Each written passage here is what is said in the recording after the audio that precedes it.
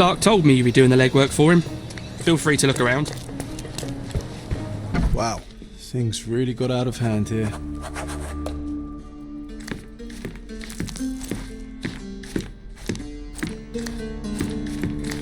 Solid oak.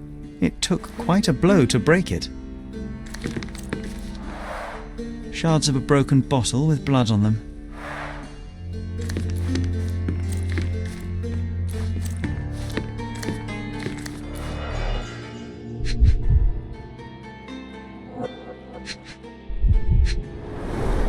Someone must have landed hard on it.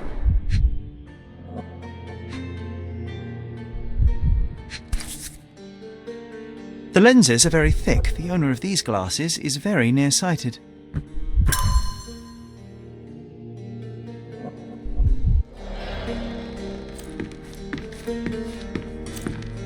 Spilled beer led to spilled blood.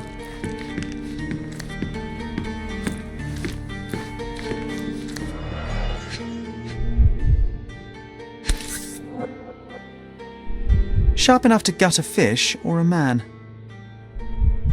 An ordinary kitchen knife. That's a lot of blood. The victim was stabbed several times.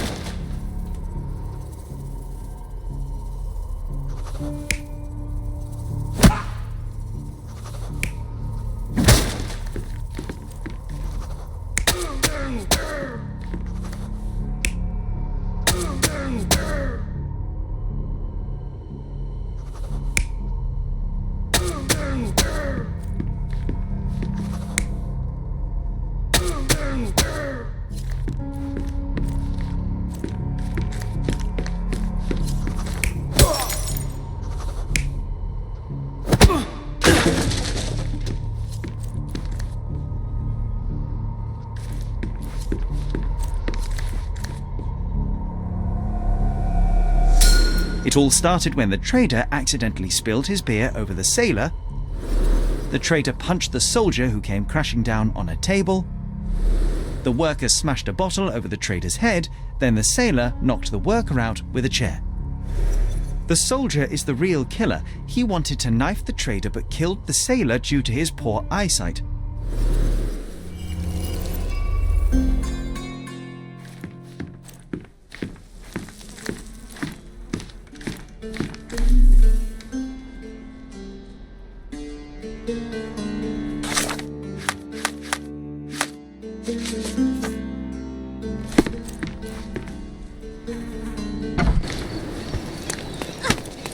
What if the barman...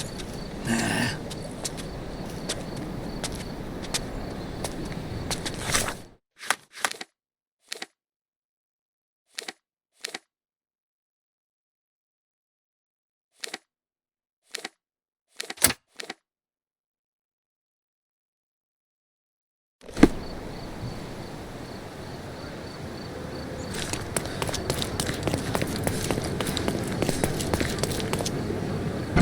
Ja, You have 3 people detained on suspicion of murdering a sailor in a bar fight.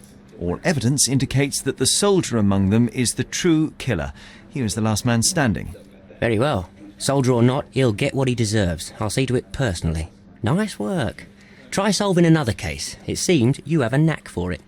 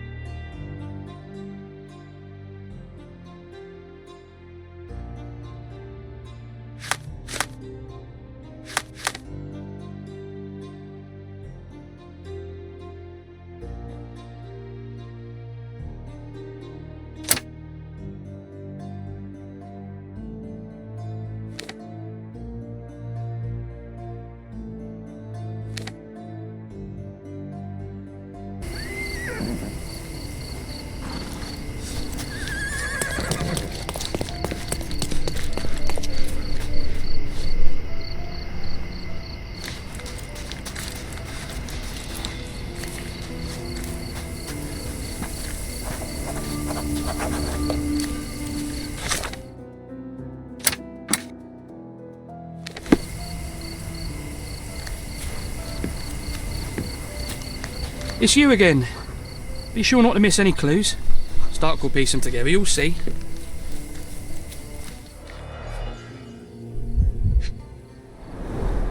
Huh. Some loot has been left behind. Whoever took it must have been in a hurry. Greed and booze got the better of them. No wonder it ended in violence.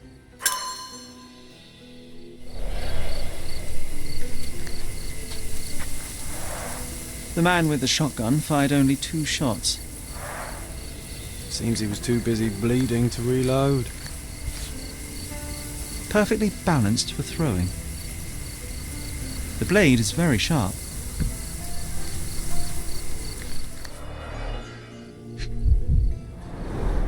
Two bullets hit the cart, no traces of blood though.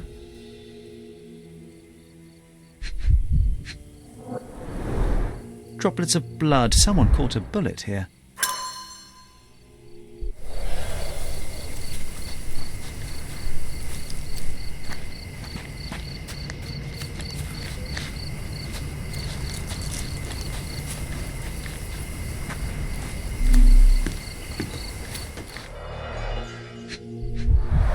Bent glasses with cracked lenses.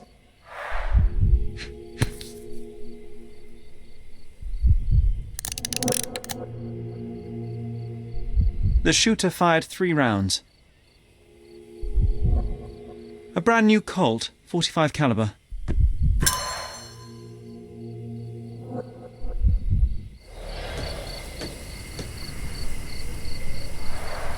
Pieces of brass tacks, piranha rounds.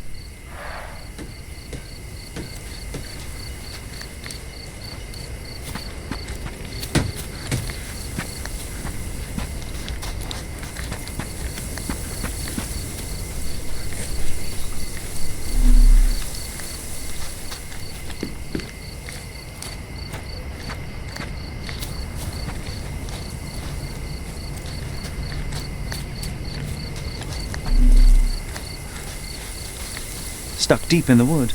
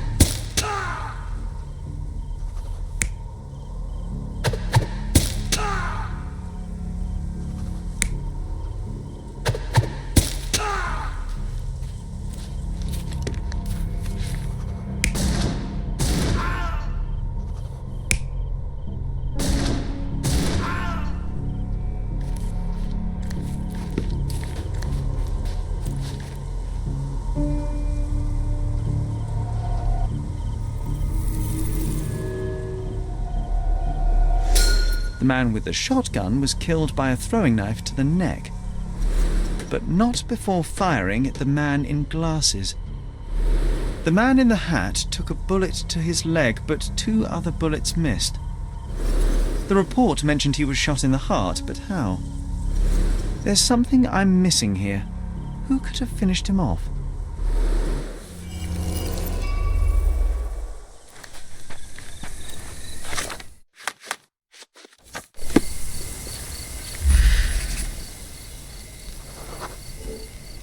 A police boot print.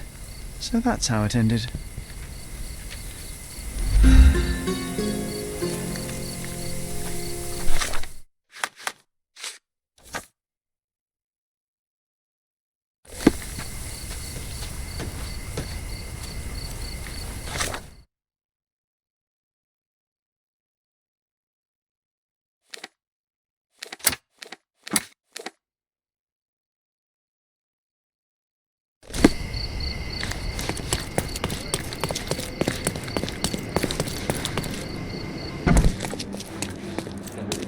I visited the location where the 3 robbers killed each other over some stolen loot, but I wasn't the first to inspect the scene, was I?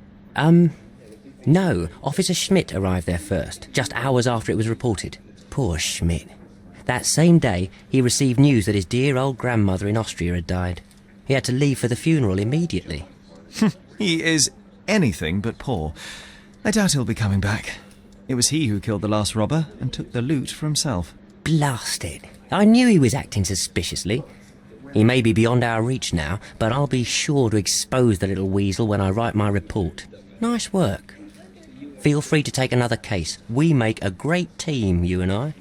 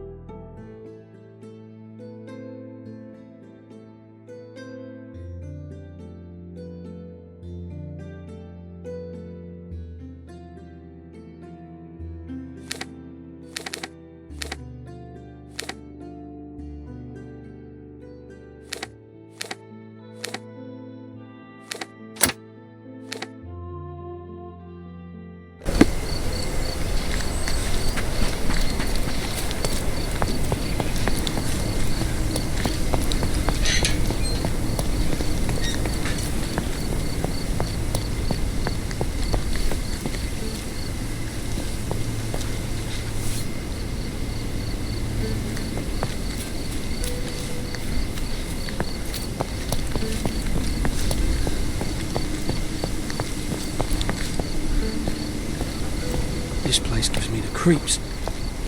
What if the vampire comes back?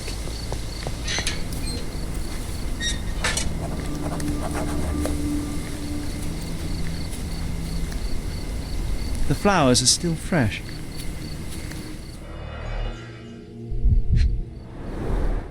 This is a somewhat neglected and dusty hat.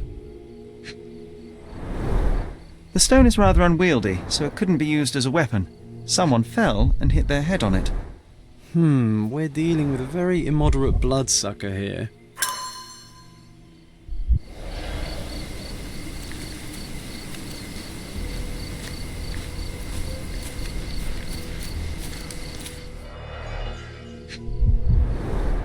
An expensive hat with a few grey hairs stuck to the brim. Someone tore their trousers here.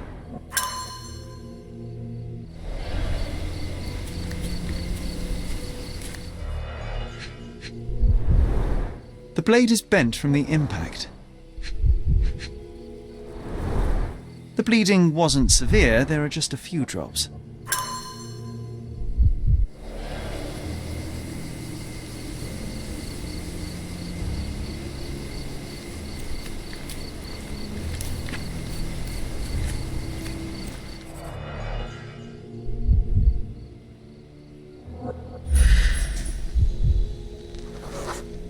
Looks like a set of surgical instruments. One is missing.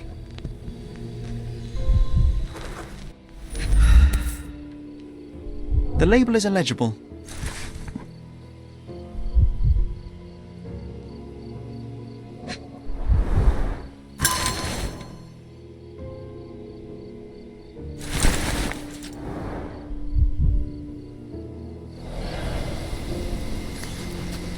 It's not very polite to just drop in on someone unannounced.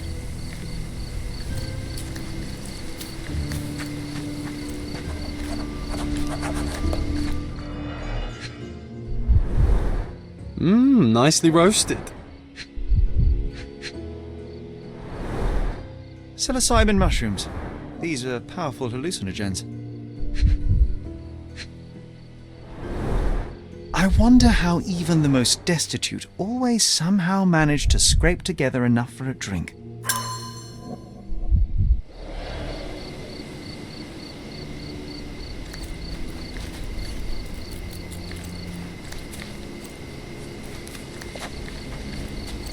Do we have any marshmallows?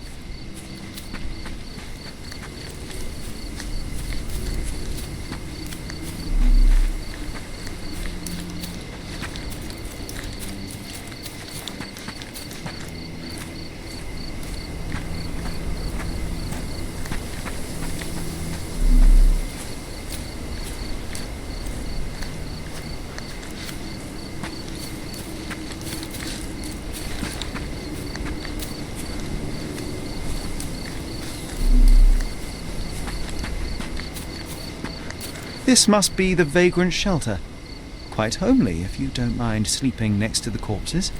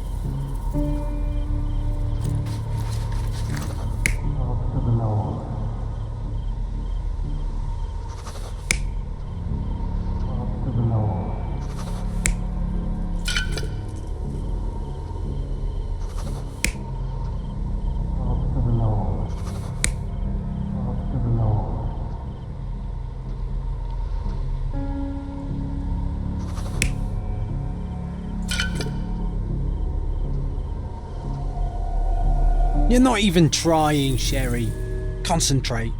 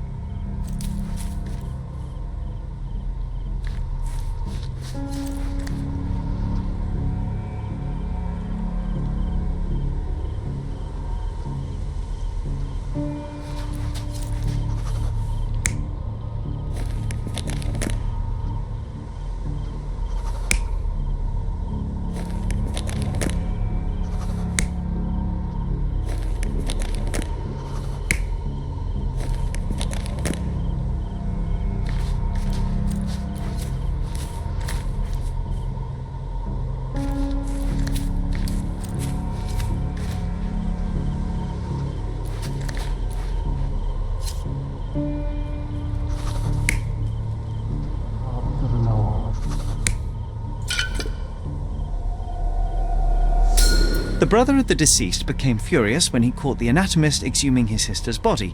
He killed him with a shovel. The graveyard keeper took to his heels, but didn't get far. He fell, hitting his head on a stone, which rendered him unconscious. With the murderer gone, the reporter who was hiding punctured the neck of the first victim to imitate a bite. But when he did the same to the second victim, he killed an unconscious man.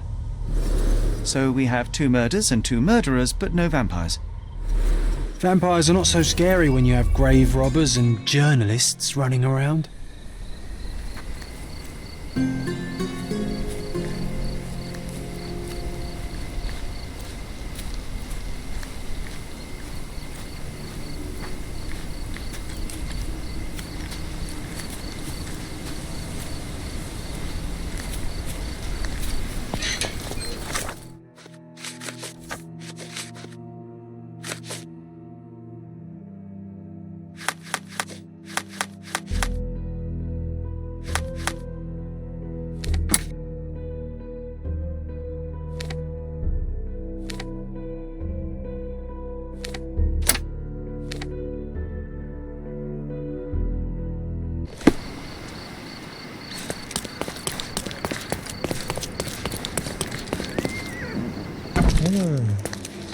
Constable Stark, do you believe in vampires? Eh? What do vampires have to do with anything? Oh, that's exactly what I thought while looking into the murders at the cemetery. The primary suspect is indeed the murderer, but he's not the only one. The reporter, who so easily fooled everyone with his vampire stories, killed the other victim. But why would he do that? He believed the unconscious man to be dead and decided to concoct a thrilling story for his readers. Oh, thank you, Mr. Holmes. I'll have the conniving little scrub taken in immediately. There's only one case left. Don't let me stop you.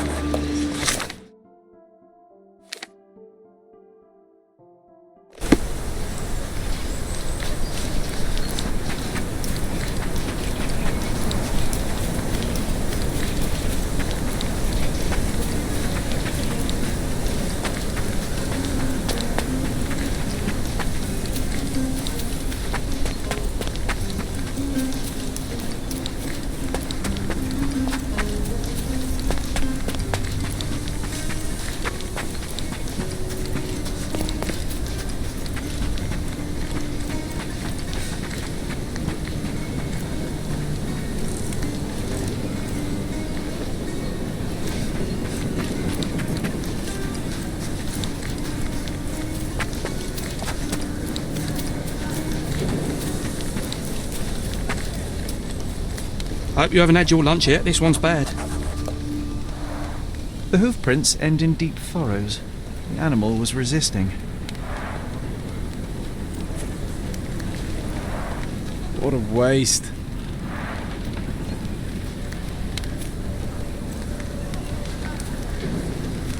Multiple bare footprints. I should examine them more closely. The priest said that he came here to stop the ritual. Did you really, Father?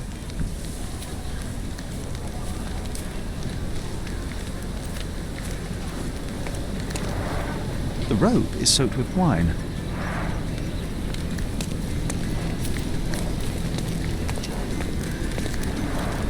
The goat was torn to pieces. Ugh. Savagery.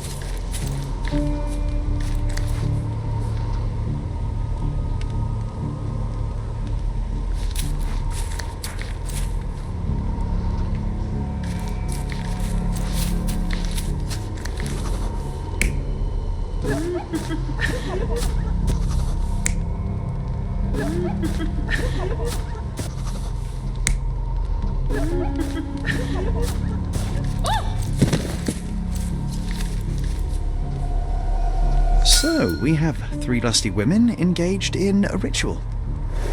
They're drinking and dancing when suddenly they hear a noise from the bushes.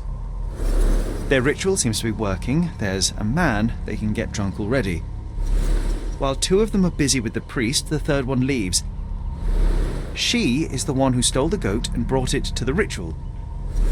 The poor animal smells trouble and charges at the drunken woman with the amphora. Still, he couldn't break free, and at the end was brutally torn apart and eaten alive. Well, they attracted the attention of men. The police, at least.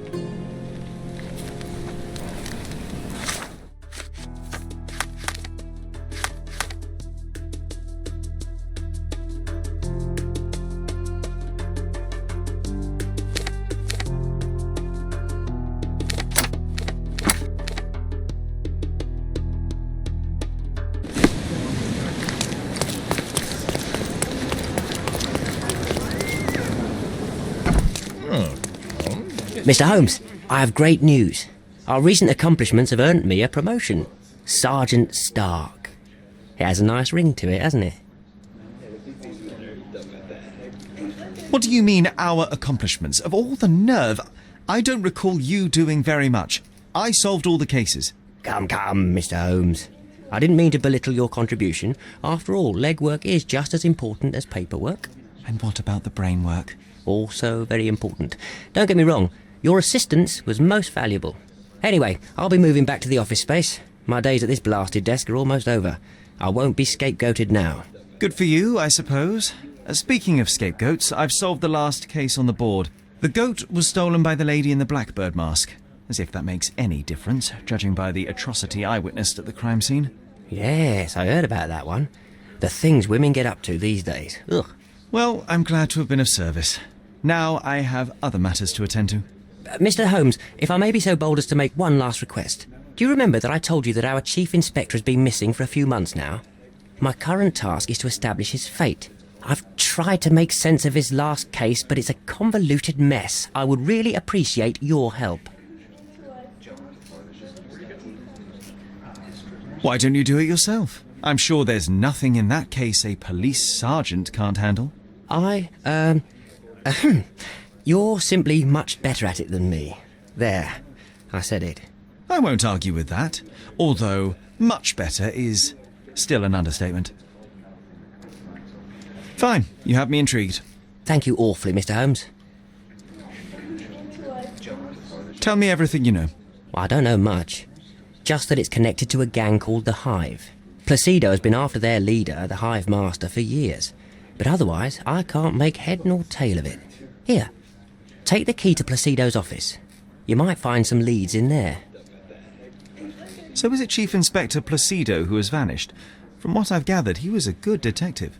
Ain't that the truth? He was solving cases like shelling peas. Without him, things have gone downhill. He was a crotchety sort, always grumbling, fussing, taking his snuff by the handful, but I, for one, miss the old boy. Very well, I'll see what I can find out. One thing is certain. It's a dangerous business. Be careful, Mr. Holmes.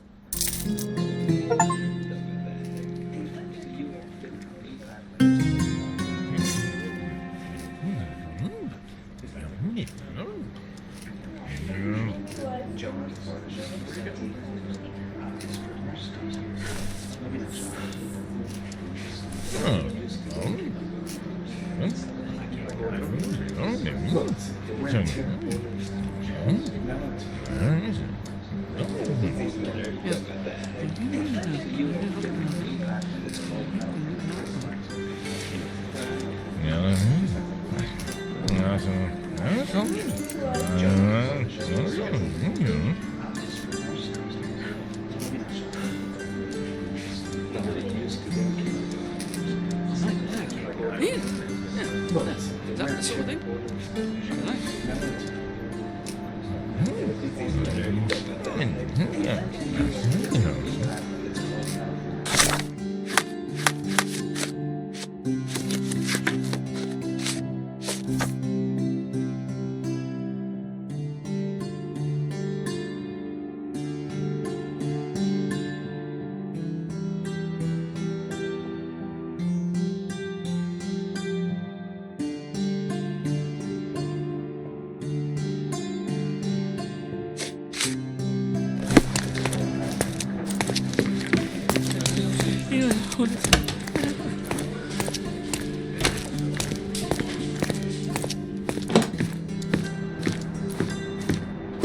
I can almost picture you as an inspector, Sherlock.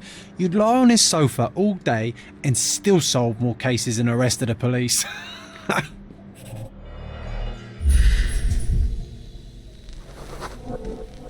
This must have been an award for long and faithful service. A box of snuff. Strong stuff.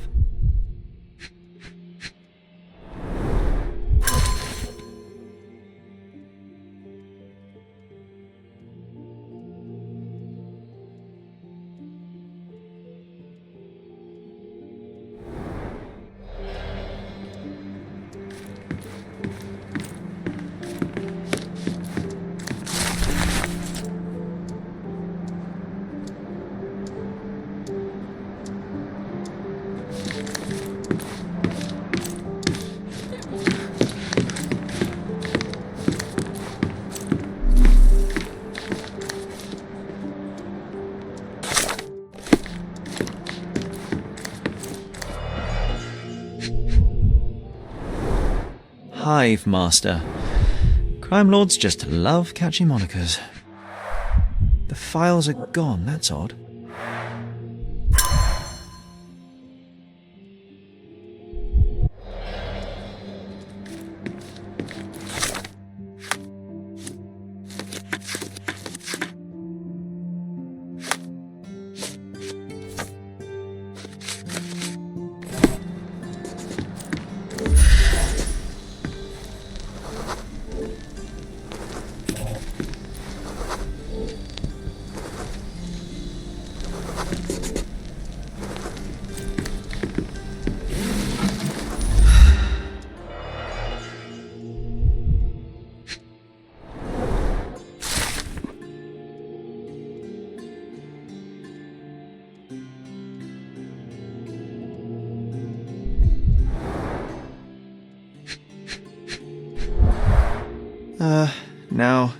Now that is odd, to say the least.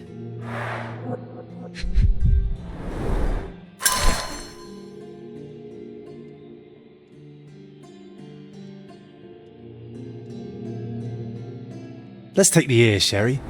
It'll bring us luck. You'll see. Good lord, you can't be serious. Nice. Always play it by ear, pal.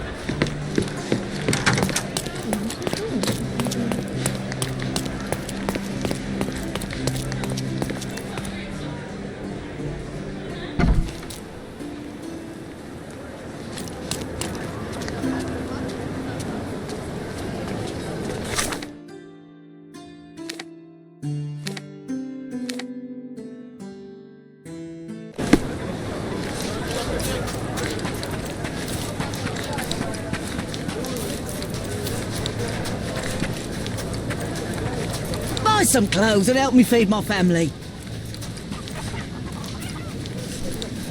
Step right up.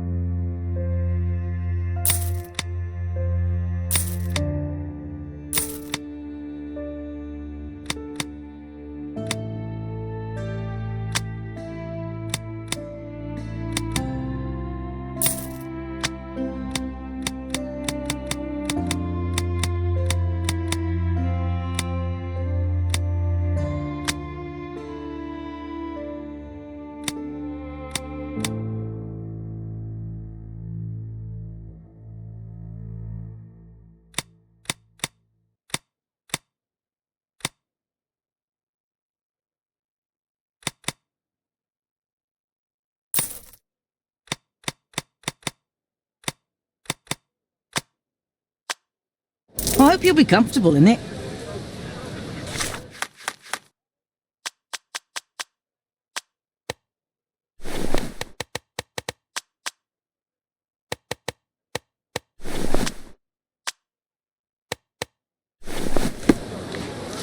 Art clothes will be worn well, take my word.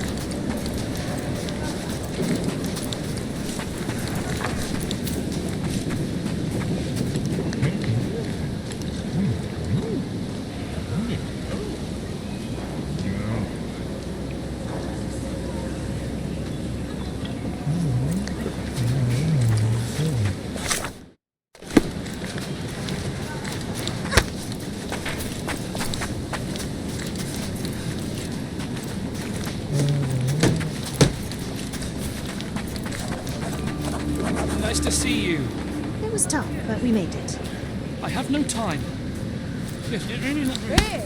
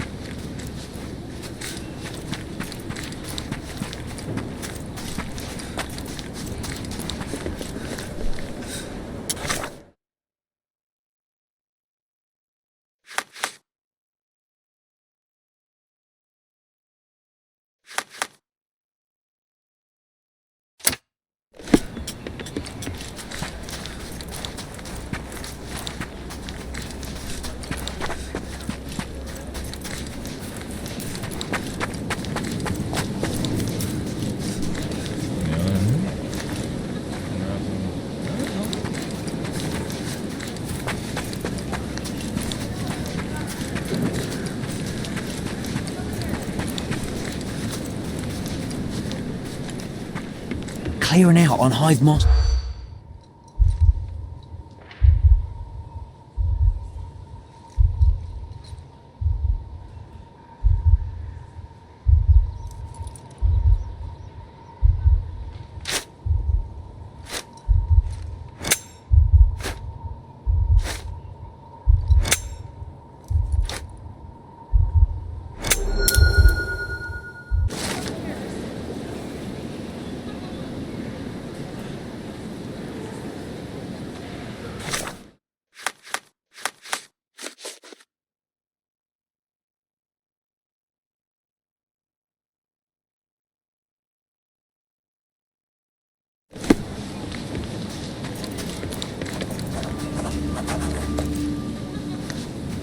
There are some chaps inside and they're armed. Be careful, shit.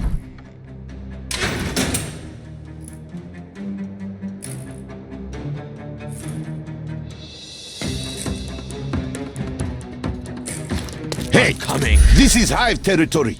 Shooting, boys!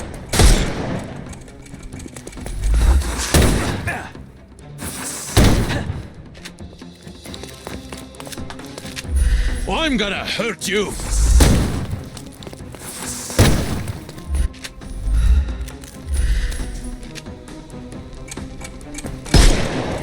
Won't work this way. I'm coming for you.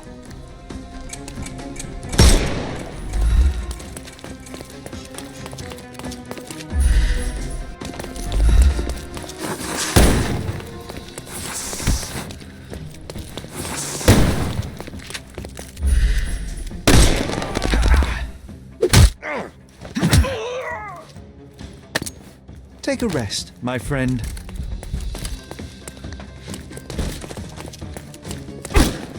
Just die!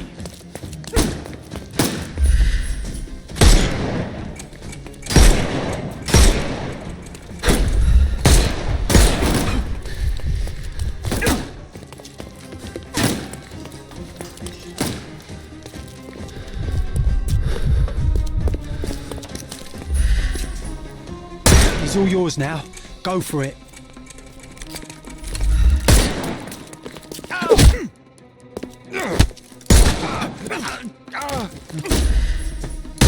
The snuff's ready. Take a rest, my Give him the pepper snuff.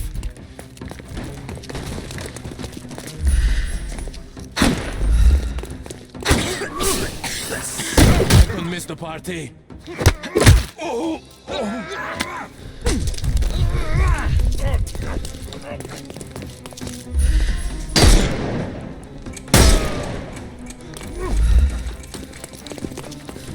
Eat lead.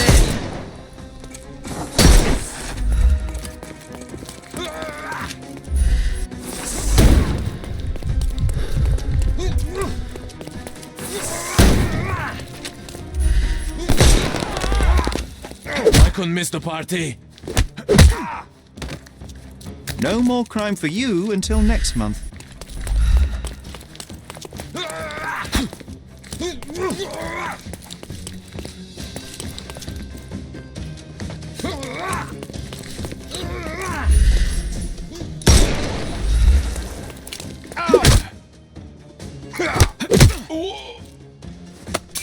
Don't bother moving. Give him the pepper snuff.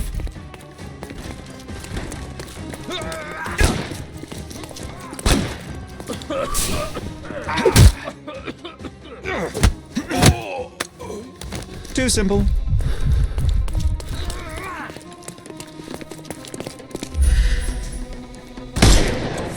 I'm invincible.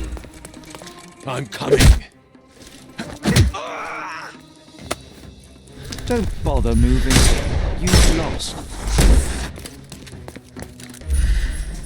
Time to knock this guy out.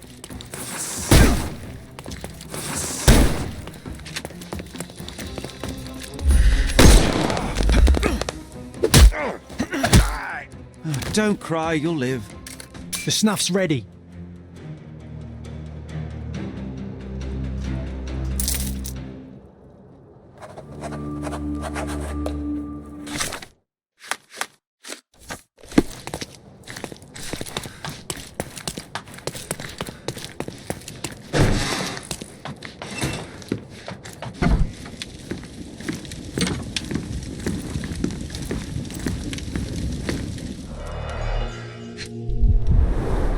Someone's been burning papers, I see.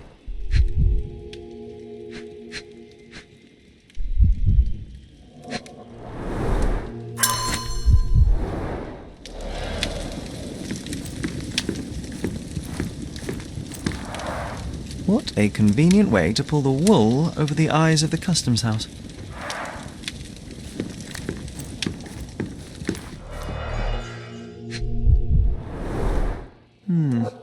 Everything knits together.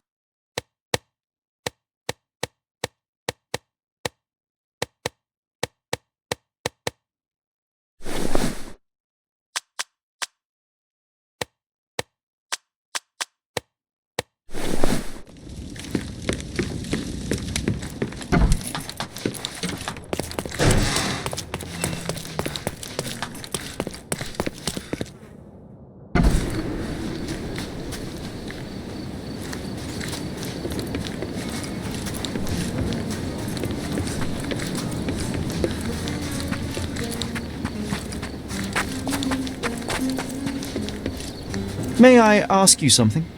Yes, friend. I know something about this business.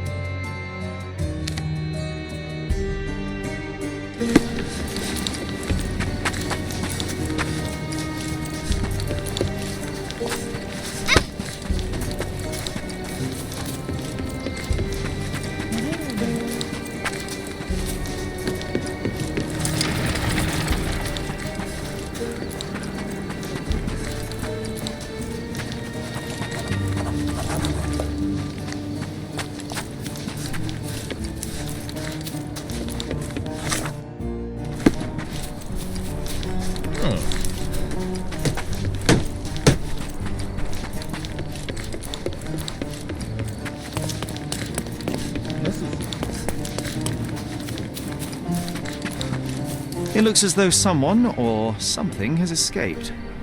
A statue of a buckled cage inside a city full of criminals. Let's take a closer look, Sherry.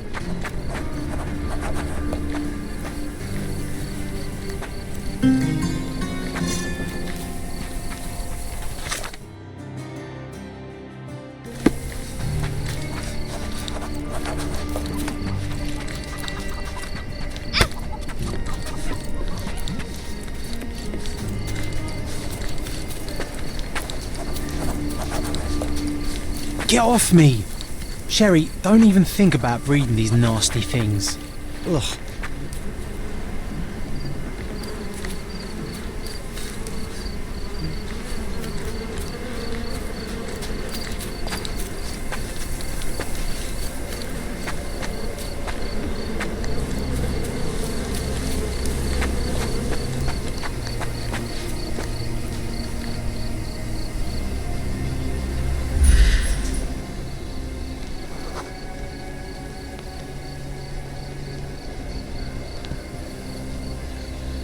Sir, I'm looking for a man who goes by the name of Hive Master. Uh-huh.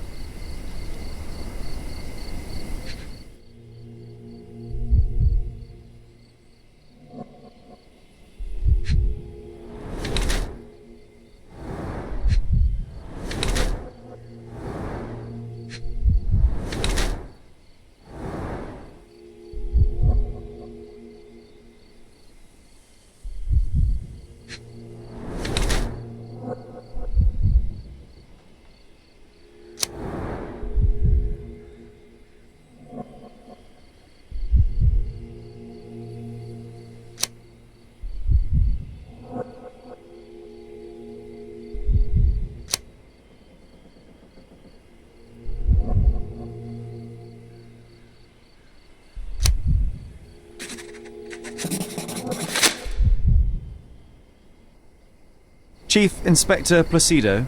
And what makes you think that? Why, your missing ear, amongst other things. You need a larger hat. I've been investigating your last case on behalf of Sergeant Stark, and now I think I understand what happened to the Hive Master. Humor me.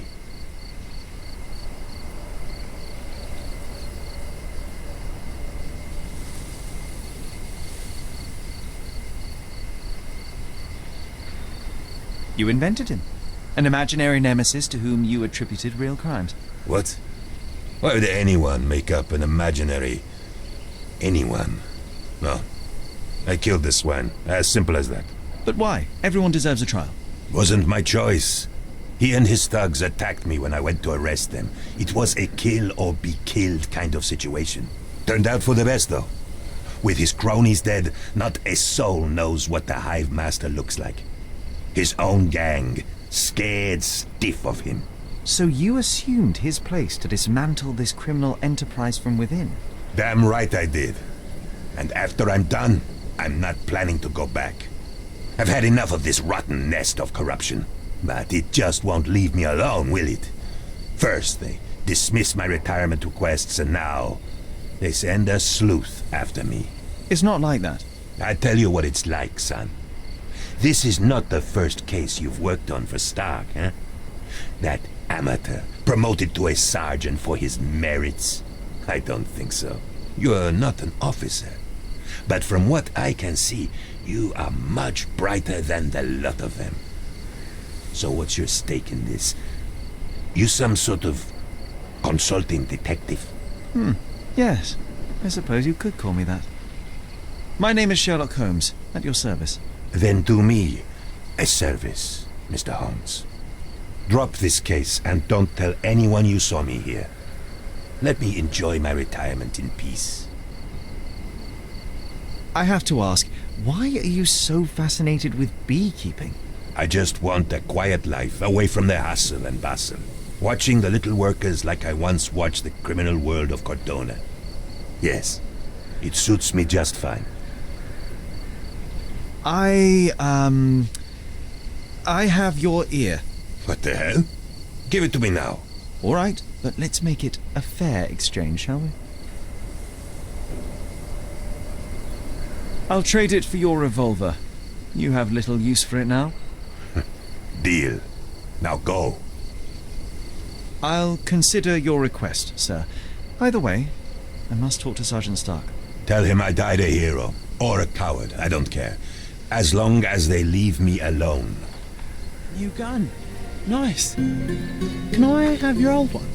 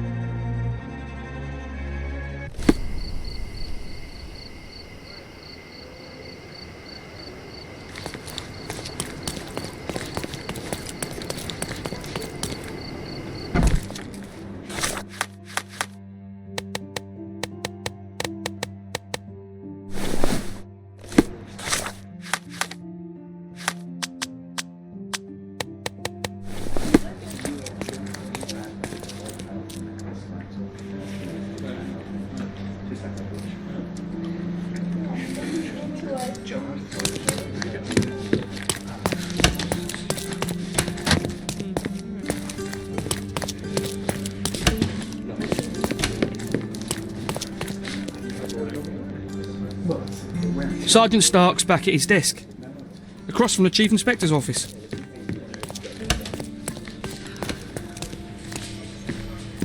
Any news, Mr. Holmes?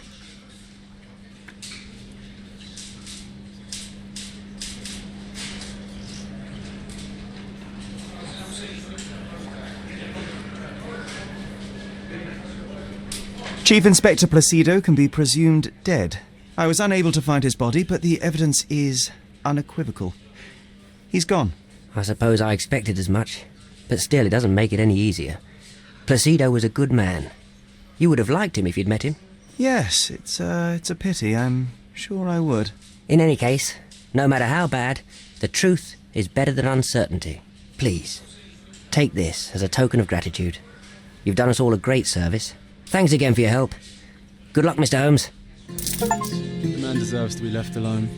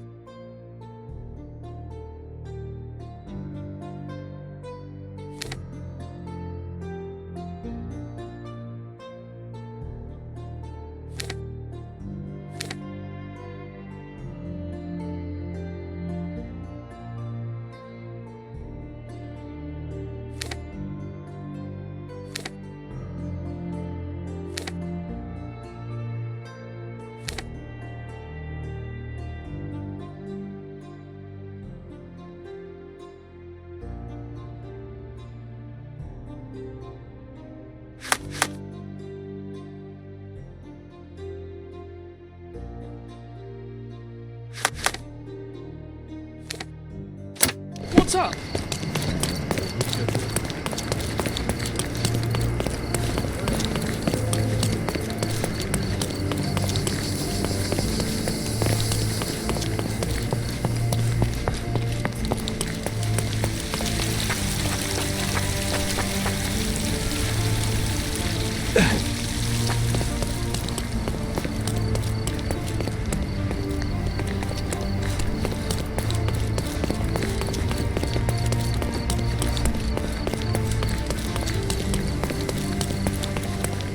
Extra, extra! The Hive gets stung! A substantial police sting targeting the hideouts of the Hive crime syndicate. Read all about it! Interesting. Check the front page. You won't regret it.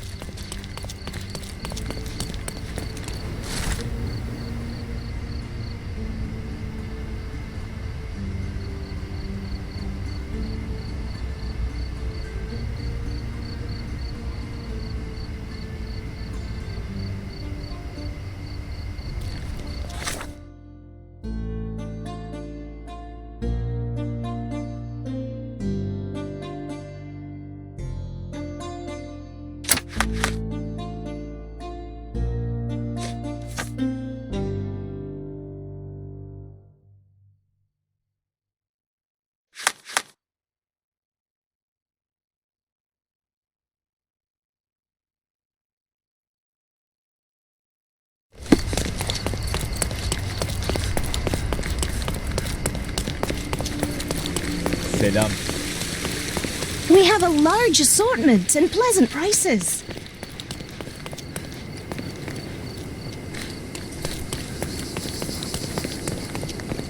Merhaba.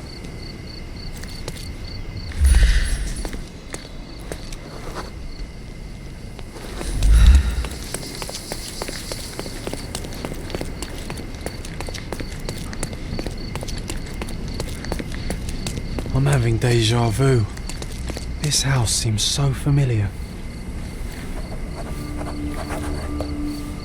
Greetings. Would you be here about my violin by any chance? I am. I saw from your posters that it was stolen. The name is Sherlock Holmes. Very pleased to meet you, Mr. Holmes. I'm Anthony Jones. But by the sounds of it, you haven't seen my instrument, alas. But if there's anything you can do to help locate it, I'd be most glad. Just tell me exactly what happened. How was your violin stolen? Some needy soul broke into my home while I was out. The only thing of value they took was the instrument. Did you report the theft to the police? I did, but they dismissed it as petty theft. Don't get me wrong, I don't blame them. They certainly have more important matters to deal with. It would be another crime if I let some petty thief get away with your beloved violin. Let me help you find it. Oh, thank you very much. I cannot tell you how grateful I am. Oh, come inside, I'll show you everything. Feel free to look around.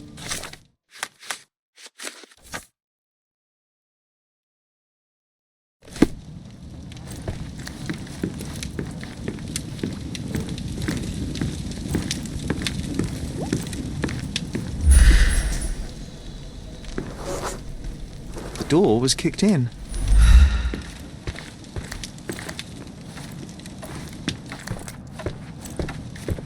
This cover is dusty. It hasn't been taken off for a long time.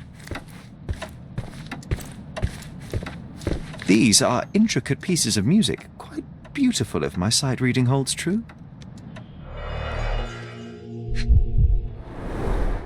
The thief left the bow.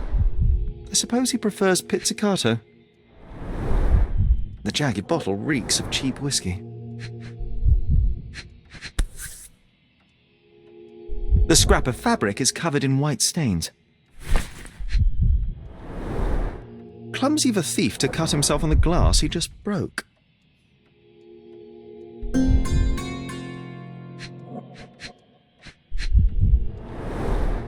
An utterly useless theft deterrent for a glass display case. Nothing was taken except for the violin. How odd.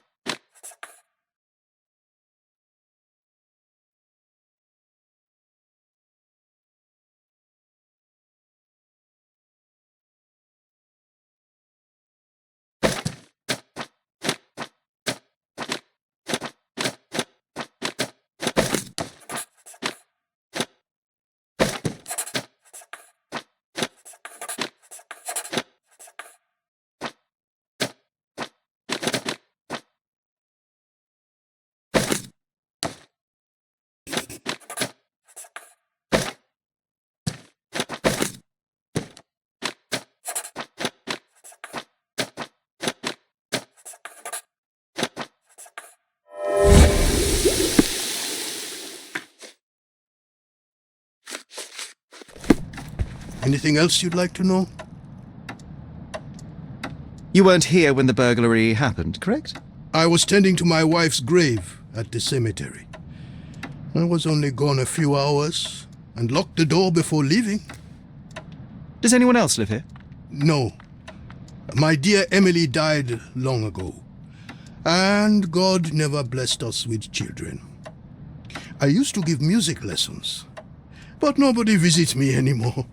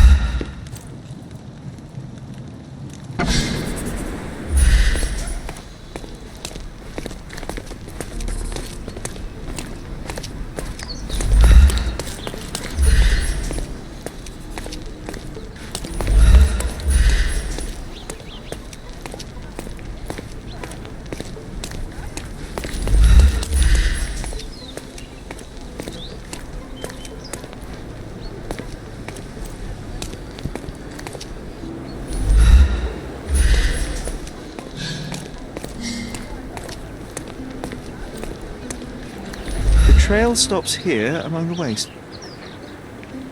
Hello, sir. Would you like some fruit? Fresh from the orchard? I'm not hungry, but I'm looking for a violin that was stolen. Any chance you saw someone with one? Oh, yes, I did. It was sailors, sir. And they were very good customers. They ate lots of fruit and said that my donkey looks like their friend. A Lieutenant Sean. A lieutenant. Did you see where they went? No, sorry, sir. I was helping other buyers. Oh, and sir, the sailors also took my donkey. So I guess they weren't very good customers. They promised to return him, but they didn't come back. My father will kill me if he finds out. So I'm still waiting here for them. Do you know Anthony Jones, the musician? He lives nearby. Of course. Mr. Jones is very kind. He never barters. Funny you ask. I'm yet to crack a smile, so pray tell. Well, the first time they came by, the sailors mentioned something about music, so I told them Mr. Jones can teach them how to play. Wait, so was it his violin? Oh. You couldn't have known they would steal from the old man. Fortunately, you made up for it with your testimony. I'll find them and your donkey soon enough. Stay put.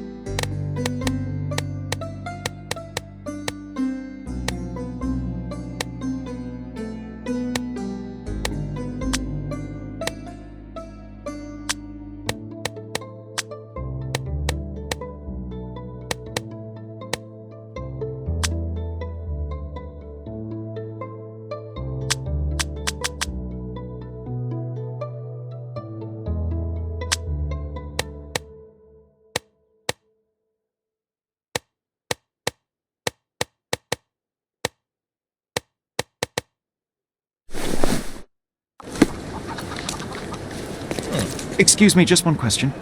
Oh, every story has a price. You're lucky I'm telling you this for free.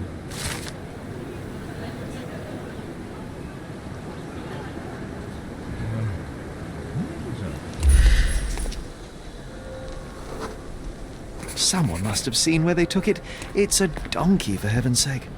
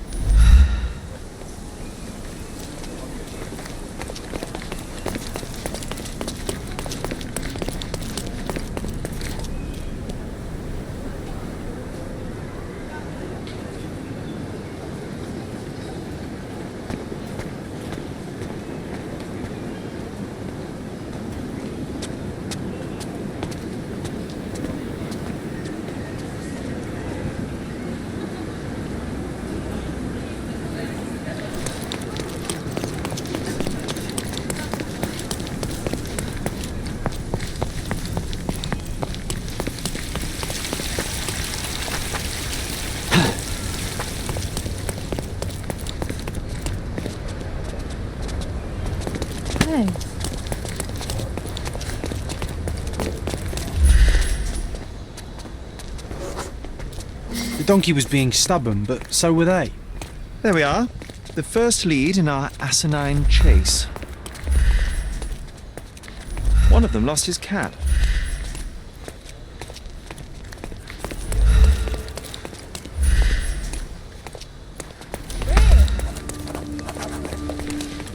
Another bottle of whiskey.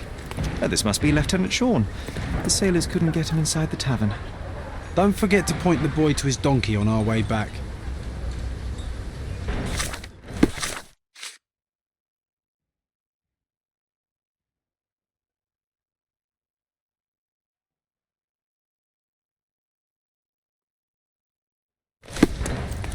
Good grief. Those drunks are wreaking havoc.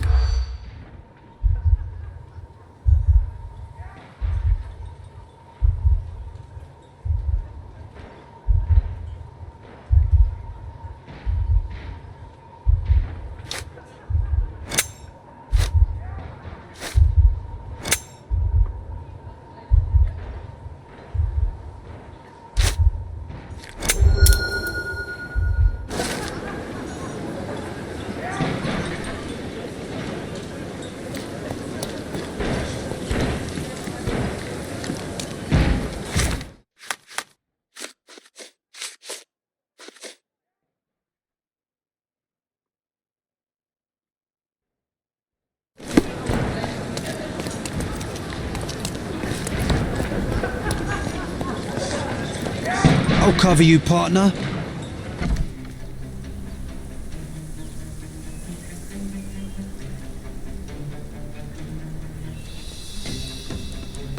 When he keys out. Like hell. I couldn't miss the party. No more crime for you until next month.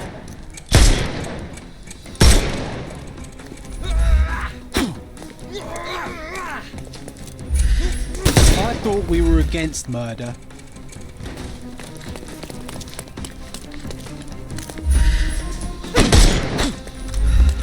I'm coming. Take a rest, my friend.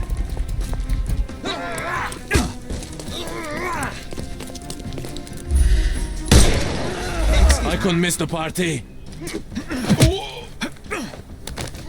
Don't give him the pepper snuff.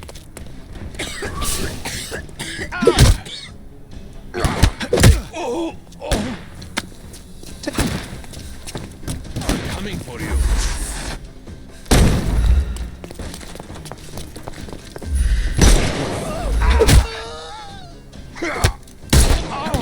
Ow! Don't cry, you'll live.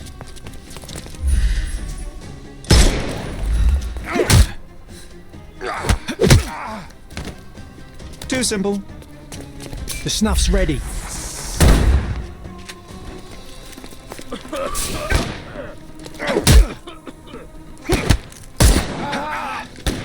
No more crime for you until next month.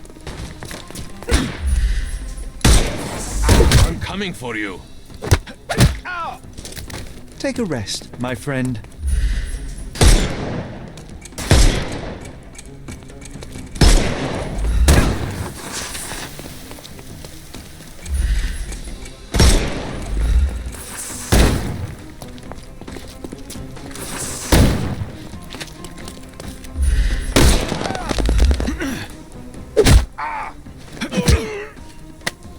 No more crime for you. Give him the pepper snuff. Well, they left me no choice. I think I might be nearing intoxication myself just from the smell of them.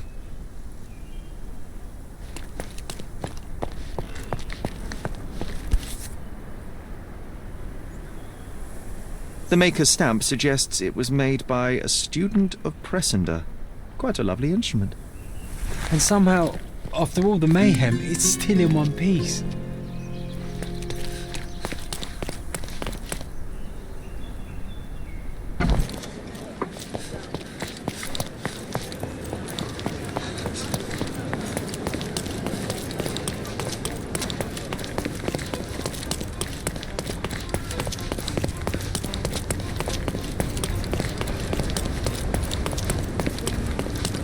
I found your donkey. It's not far from here, outside the Wet Whiskers Tavern. You'd better go after it before someone decides to borrow it again. Thank you, sir. I'll be quick as a flash. Hey, Yusuf, please look after my cart, okay? And don't eat anything. Well, you can have a couple of grapes, but only the small ones. Well done. I look forward to the beautiful reunion.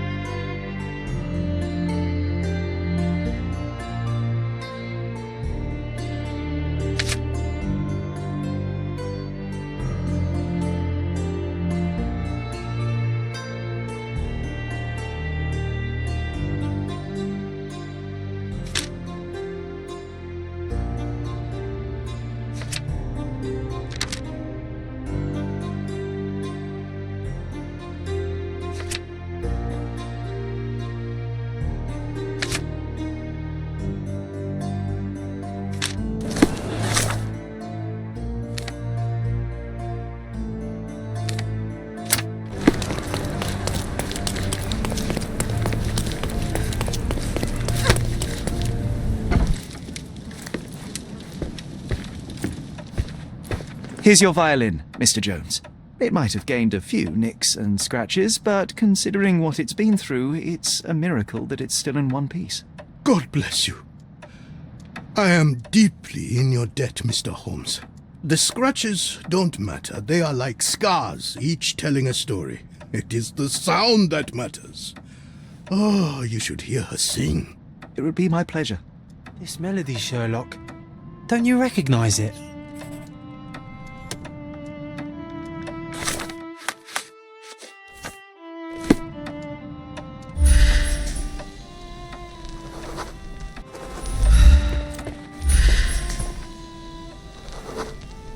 Look up, Sherry. There used to be an attic up there. We used to sneak in from the roof and listen to Mr. Jones play when we were children. You should tell the old man the truth. I think it will mean a lot to him.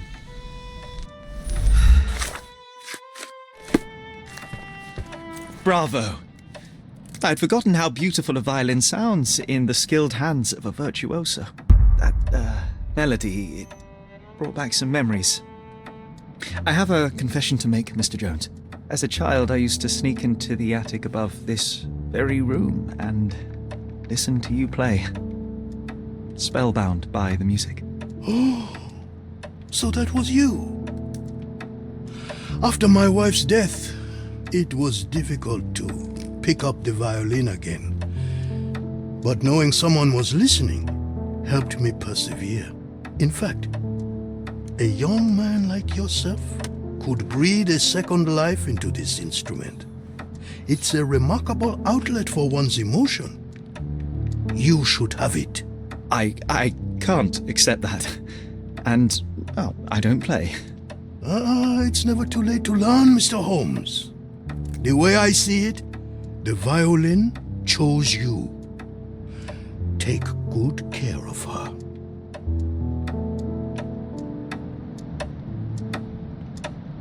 Sherry, I'm really glad we helped him.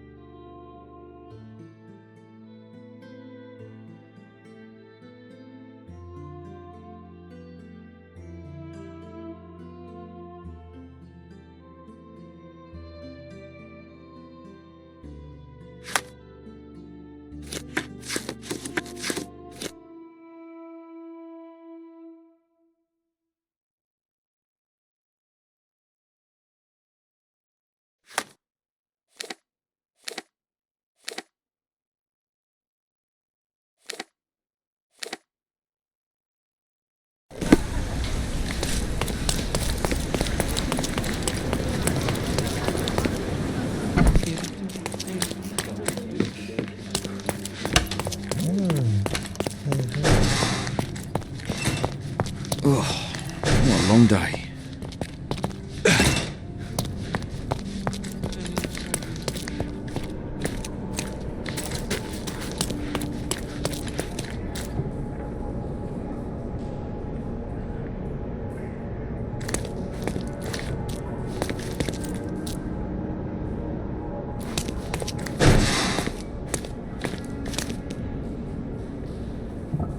Excuse me, but are you Mr. Capello? My name is Sherlock Holmes. I'm hoping you could spare a moment to talk. Manners, what a pleasant surprise. Most of your colleagues have lacked even the simplest of common courtesies. You're a suspect, sir, but not yet a criminal. I shan't treat you as such. Your case is refreshingly unusual, and I wish to get to the bottom of it. Manners and enthusiasm. Huh. May you go far, young man. What can I help you with?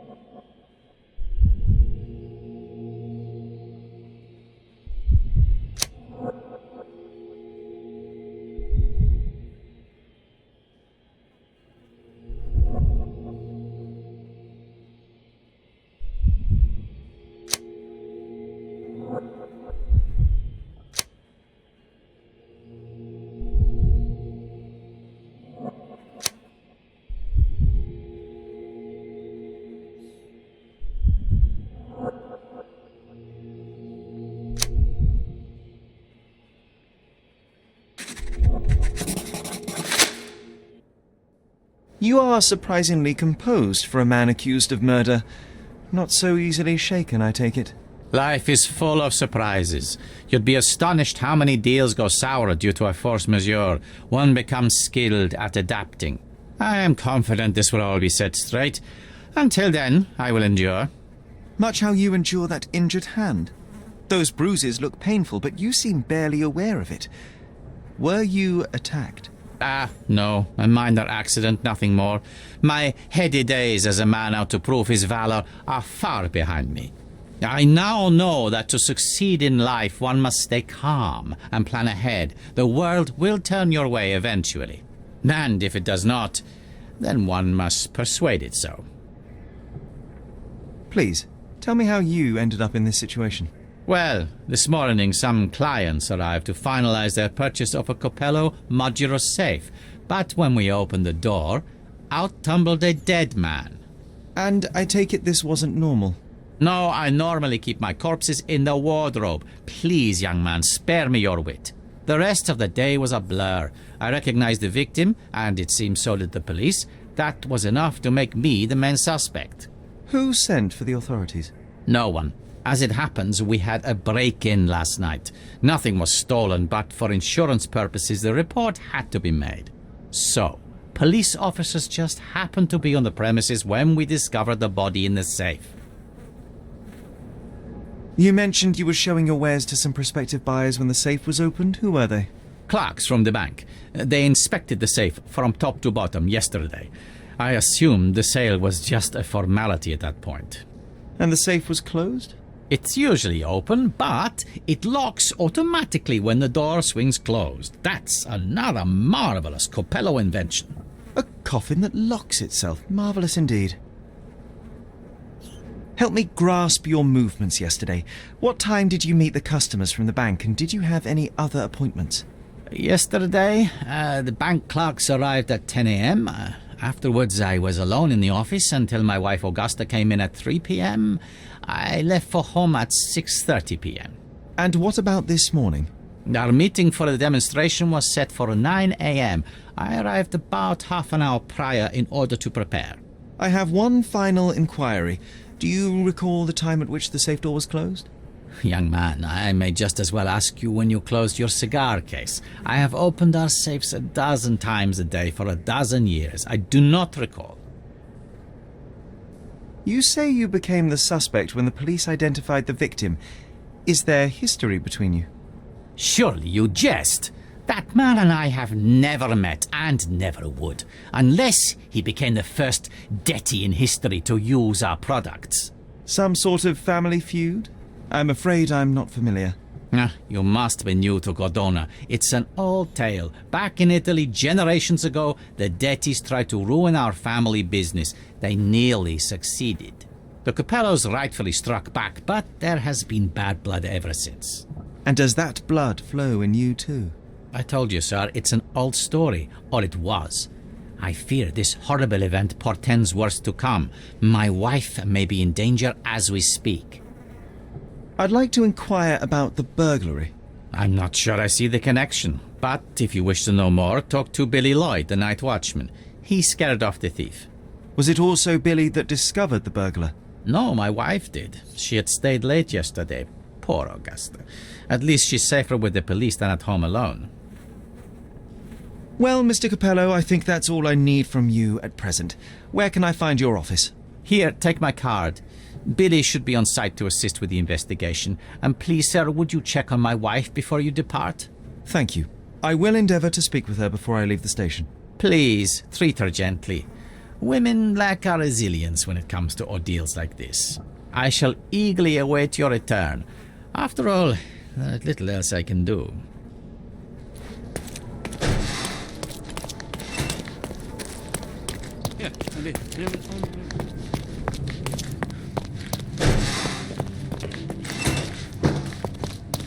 Mrs. Capello, please wait in the office. The inspector will be here soon. You must be the inspector. Would you be Augusta Capello?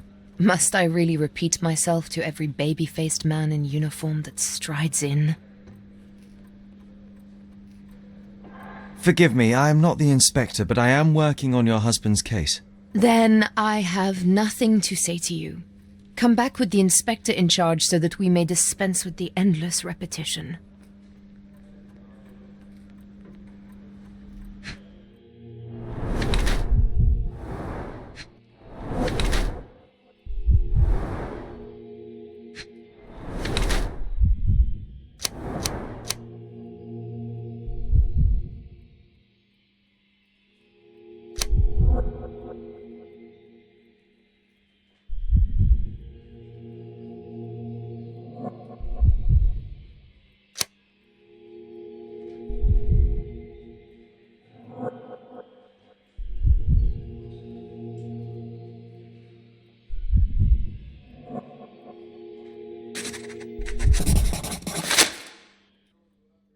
Whilst I prefer German composers, the harp solo from Lucia di Lammermoor stands out as one of Donizetti's finest contributions to the form. I'm sure Basilio thought the same. He did. How? Did he tell you how we met? Oh, there was no need. It is trivial to observe how much you value your memories of playing harp in the orchestra, and even an amateur Italian harpist would be familiar with Donizetti's finest work. Yes. Music is a balm in these uncertain times. It is nice to meet another who appreciates it. Much as I appreciate the truth. Please, Mrs. Capello, let me help you and your husband. I am not unappreciative, sir. But I'm afraid I presently lack the strength. Basilio tells me you were present during the burglary yesterday. What can you tell me about it? Oh, it gave me such a fright. I fainted, fell to the floor. I wish I could help you, but I'm just utterly useless. Please, I want to rest before the inspector arrives. Were you familiar with the deceased man found in the safe? No, I did not know him, nor can I conceive of how the poor soul ended up there. You've had quite the day, Mrs. Capello. I shall leave you be. If I have further questions, I may visit again later.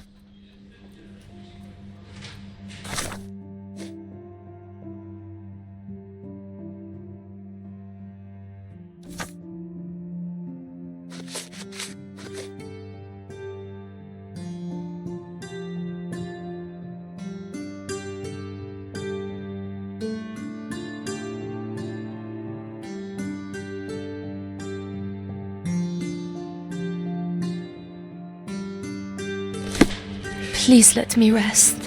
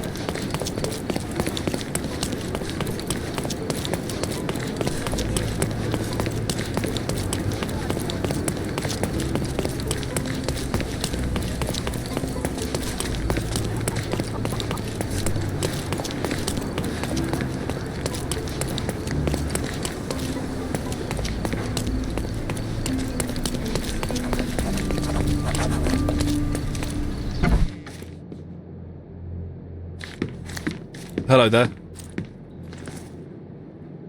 Ill-fitting pants, wonky nose, and hair that appears to have been cut by your own hand. You must be Billy Lloyd. Oh, it's you! I knew you'd come. You did? You're Mirko Gallia, the best investigative journalist on Cordona. I'm a fan of your work. Alas, you're mistaken. The name is Sherlock Holmes, and your employer... Oh, of course. Discretion. I'm sorry. I doubt the policeman upstairs heard me, though, so your secret is safe with me, Sherlock.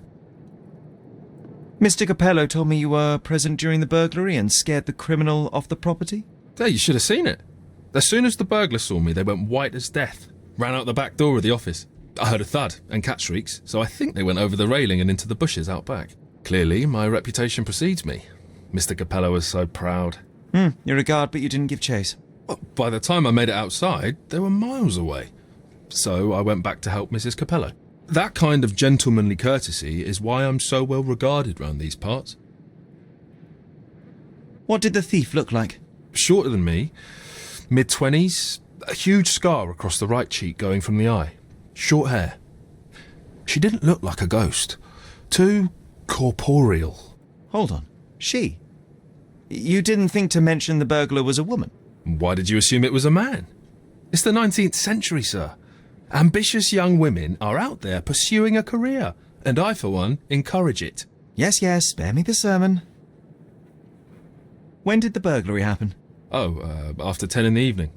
I was just talking to Mrs. Capello. Does she normally work this late? No, it's the first time it happened. Usually I'm alone at night. I was explaining to Mrs. Capello how drinking water every 3 hours can help with digestion, when she excused herself and went back upstairs. Then there was a scream, and I ran up to the office and... I know what happened next, thank you. What about last evening? Do you have any more details about the break-in? Of course. I write down everything that happens during my watch. Take a look. Fastidious in its mundanity, but I will make of it what I can. I must go and inspect the crime scene. If I have further questions, Mr. Lloyd, I will find you. Oh, don't worry. I won't be able to keep away. Right.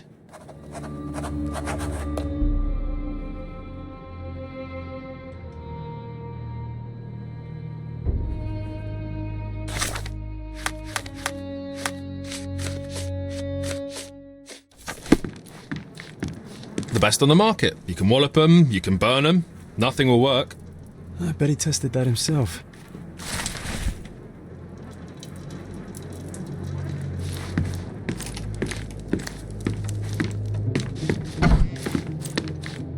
Strength, security, peace of mind. Tacky. Well, you know, that's your opinion, good sir.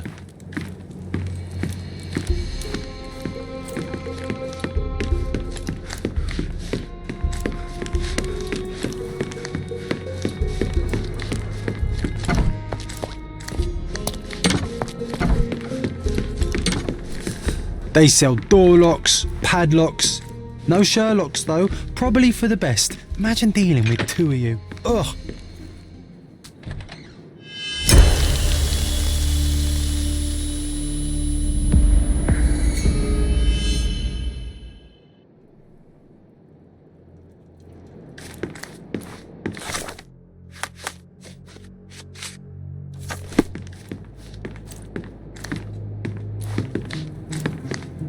Wouldn't want to be in his shoes. I'm a bit claustrophobic. Blood on the safe door could have been left by the victim. Bruises, torn nails, bleeding was severe and continued at length. Bulging veins, cyanosis, bloodshot eyes, odd foaming in the mouth.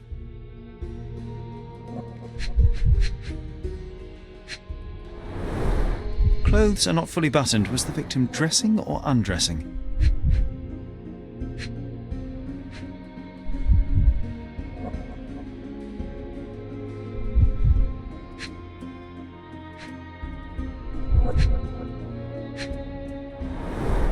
Clear indications of blunt trauma, possibly inflicted before the victim was in the safe.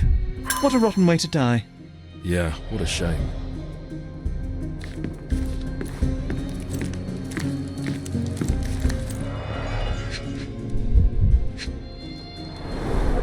The bottle is half empty.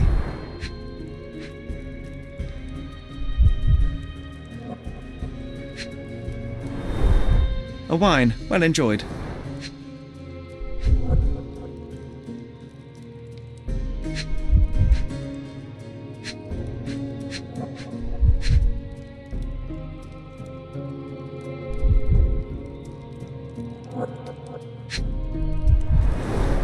Recently used, but why would it be here?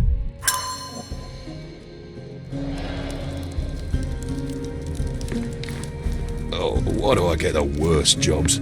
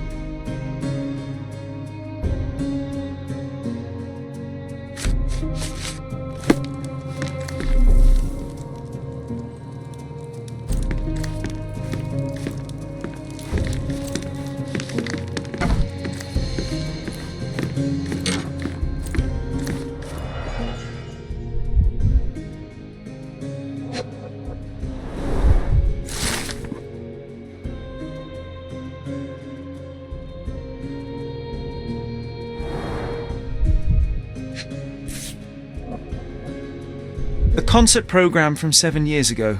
An Augusta La Duca is listed as a harpist in the orchestra.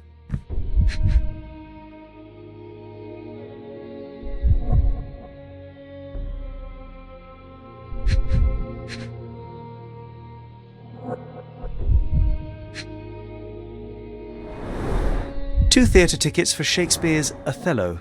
The performance is tomorrow. Have to respect the classics.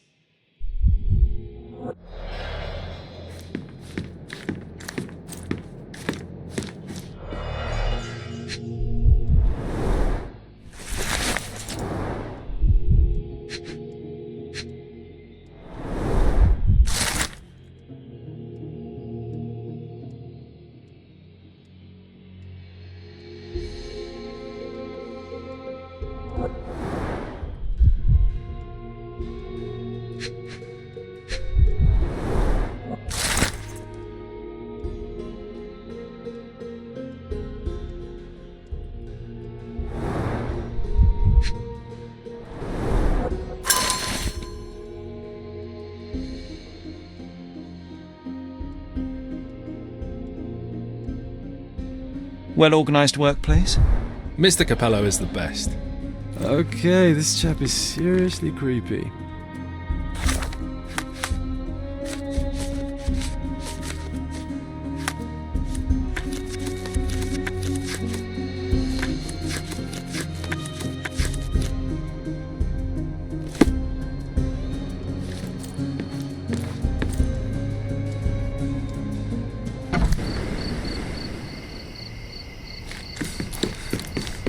Don't forget about the cats in the bushes, Sherry.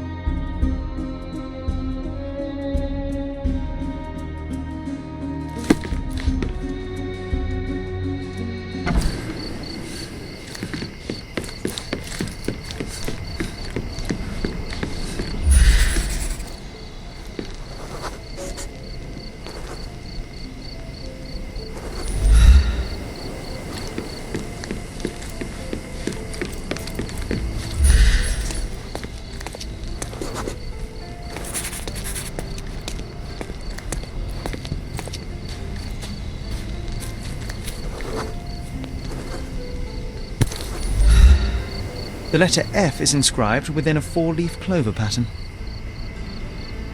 Passe-muraille. Walk through walls in French. Our thief seems rather arrogant. A comprehensive set of lockpicks, recently cleaned with no fresh scratches.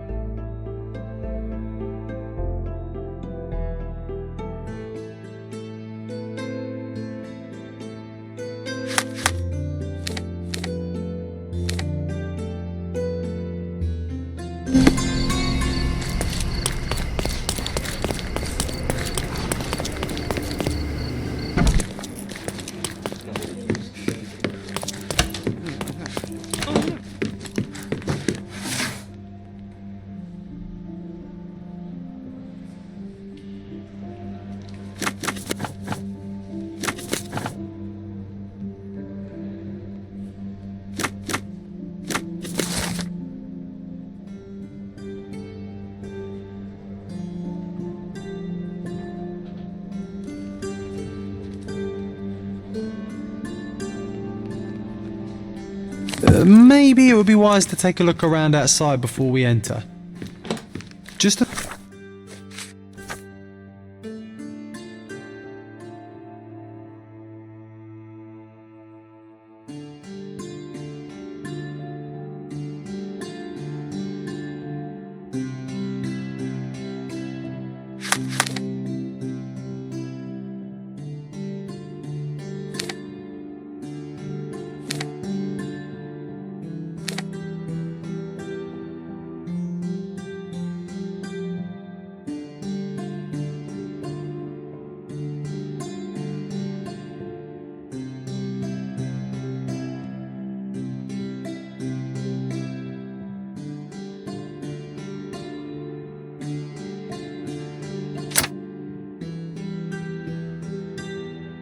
thought...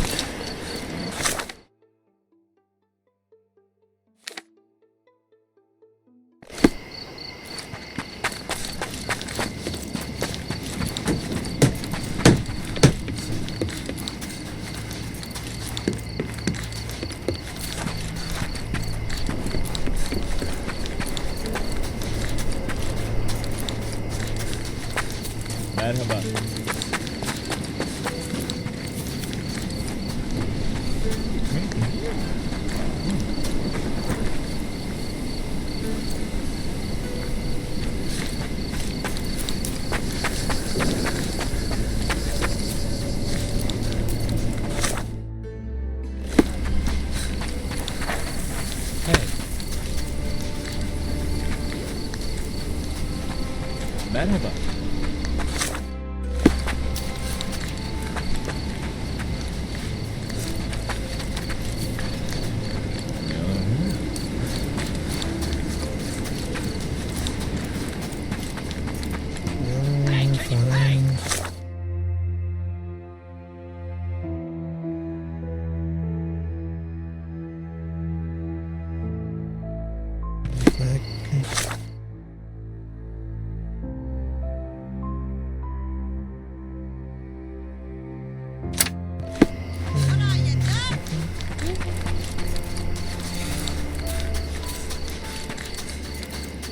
Other gangs are planning an attack.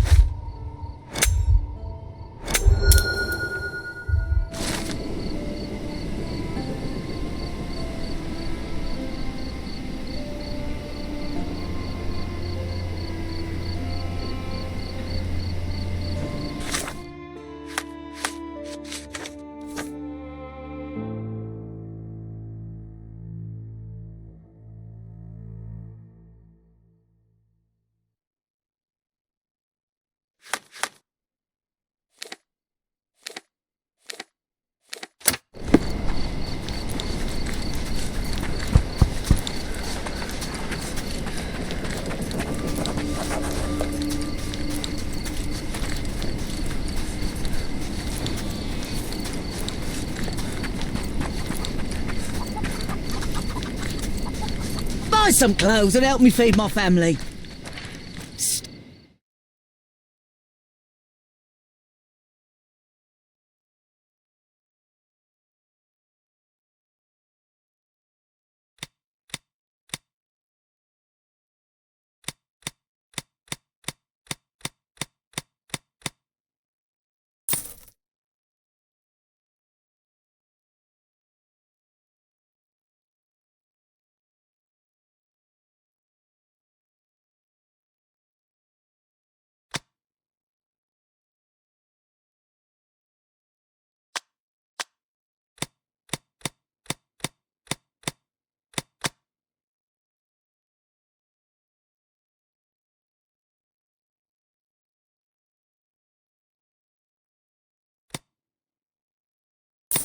Right.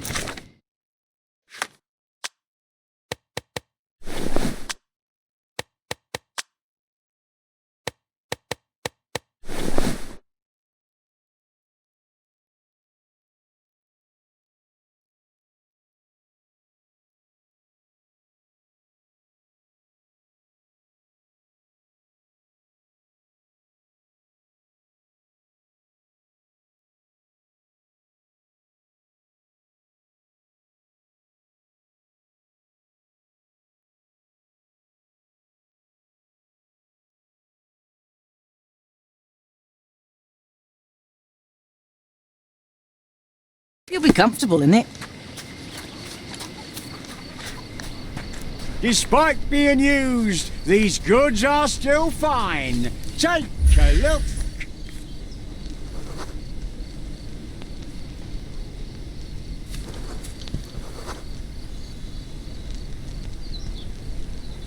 Despite being used, these... Hello, mister. I've got some information for you. Heard you were asking. Have you now? Well, let's hear it.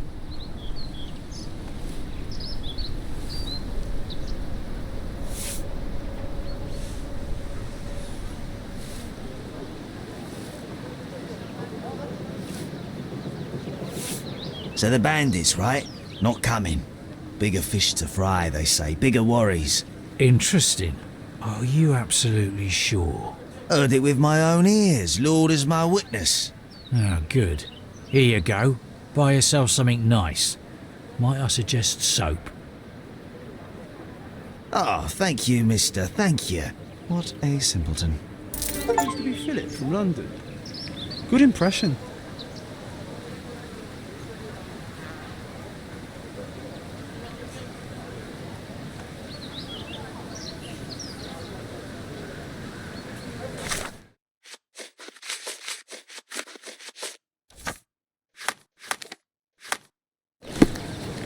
One man's trash is another man's furniture.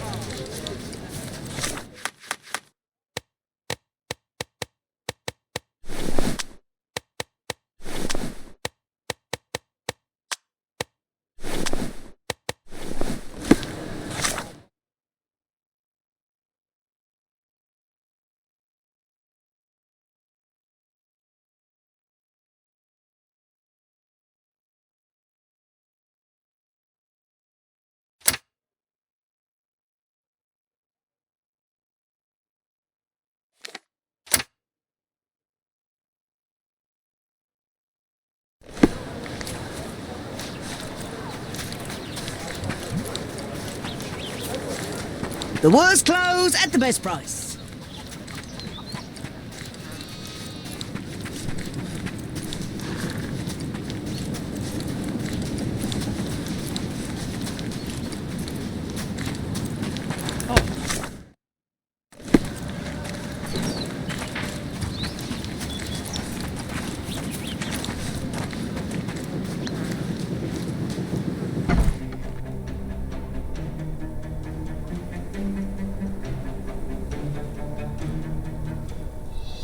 I'm coming for you.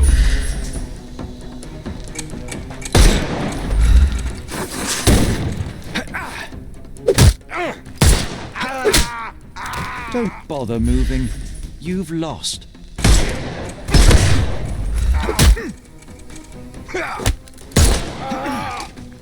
Take a rest, my friend.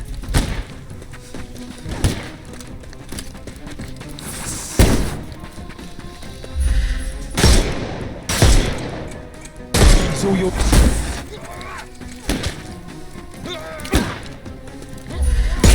Good day. Don't bother moving. You've lost. The snuff's ready.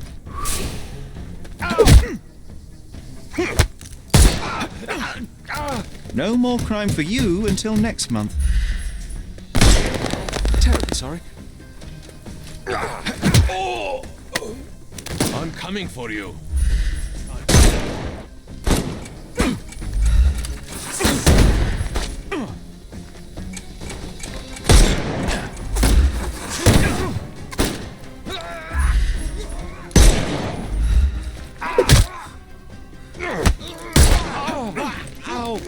Don't give him the pepper snuff. I couldn't miss the party. Don't bother moving. You've lost.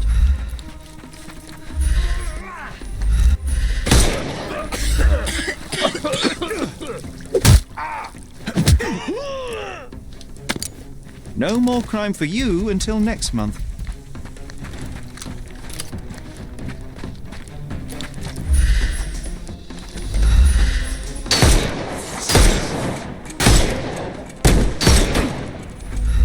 Overcome the...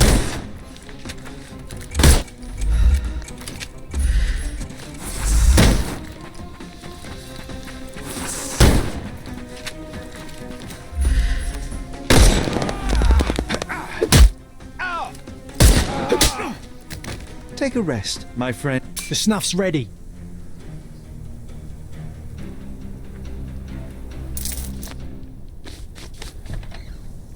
Okay, I give up.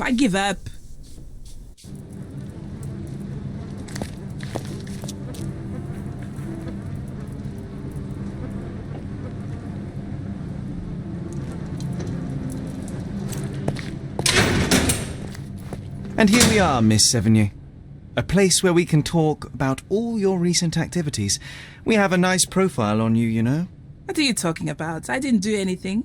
Is there nothing you didn't do, Miss Sevigny? Thieve for the gang, break into the Armor Capello office, kill Niccolo Detti? What? Kill? I didn't kill nobody. No, how? So you admit the rest. I suppose you won't mind explaining some things to me then.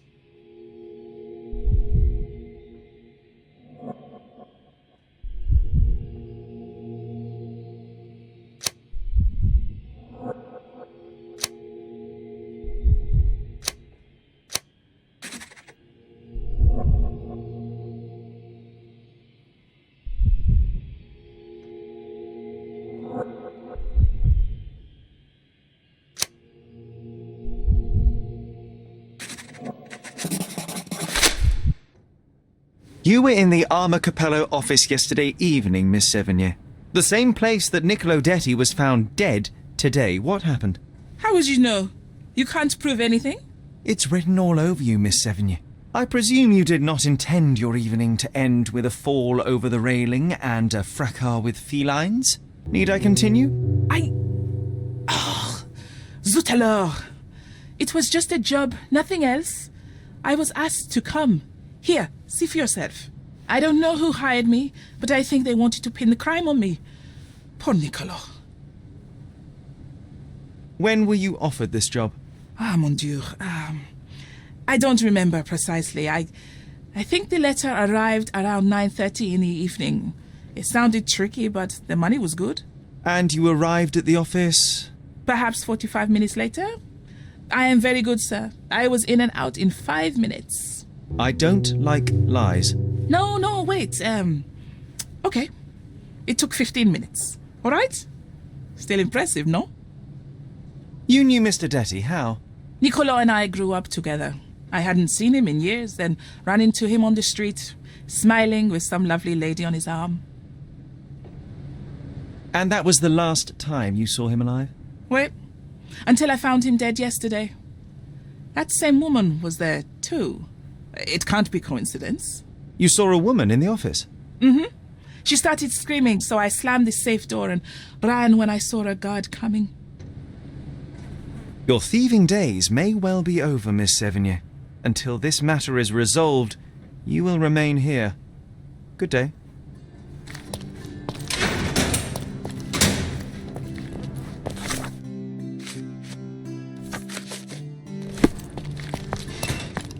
Oh, what a long day.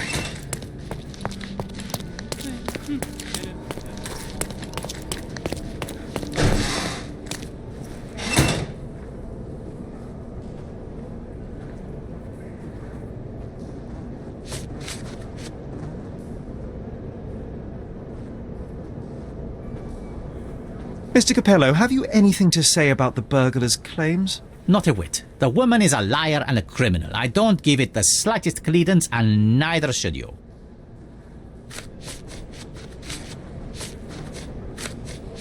Not much to say. I'm sorry.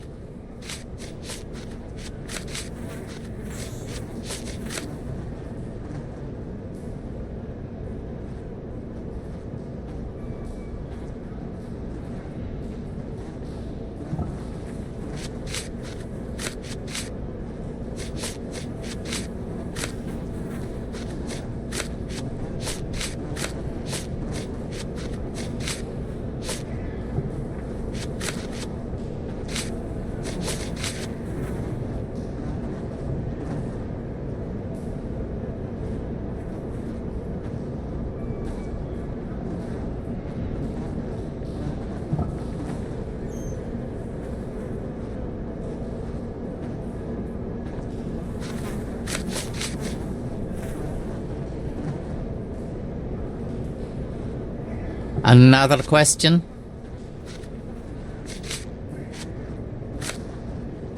Another question?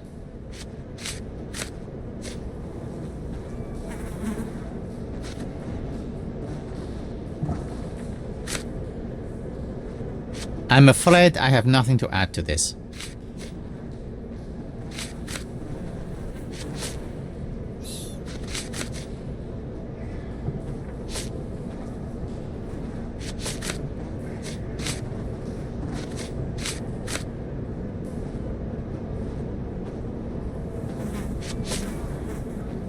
I'm afraid I have nothing to add to this.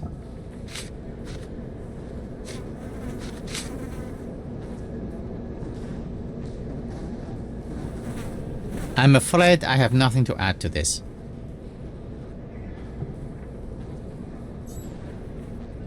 Is this note still valid? Oh yes, we use this code by default for each safe.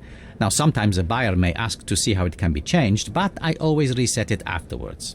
And the safe containing the body used the default code, I presume? As it happens, no. In my demonstration, I wanted to show the bank clerks how easy it was to set a different combination. Interesting. Thank you. I'm afraid I have nothing to add to this.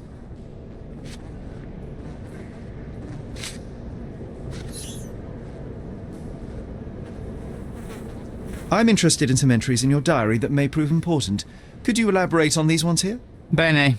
I won't name the detective, but rest assured that is unrelated to the investigation. It is just one of our clients. And those safe entries are about an interested party who was going to purchase the product. We met yesterday, and today we're to finalize the transaction. Alas, that opportunity is no more. You've been a good help.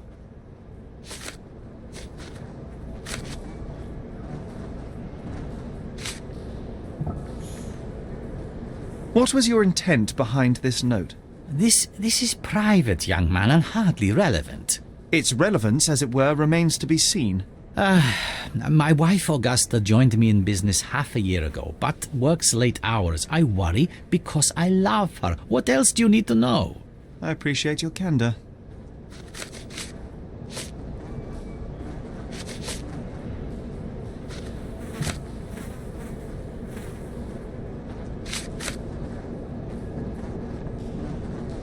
I will return.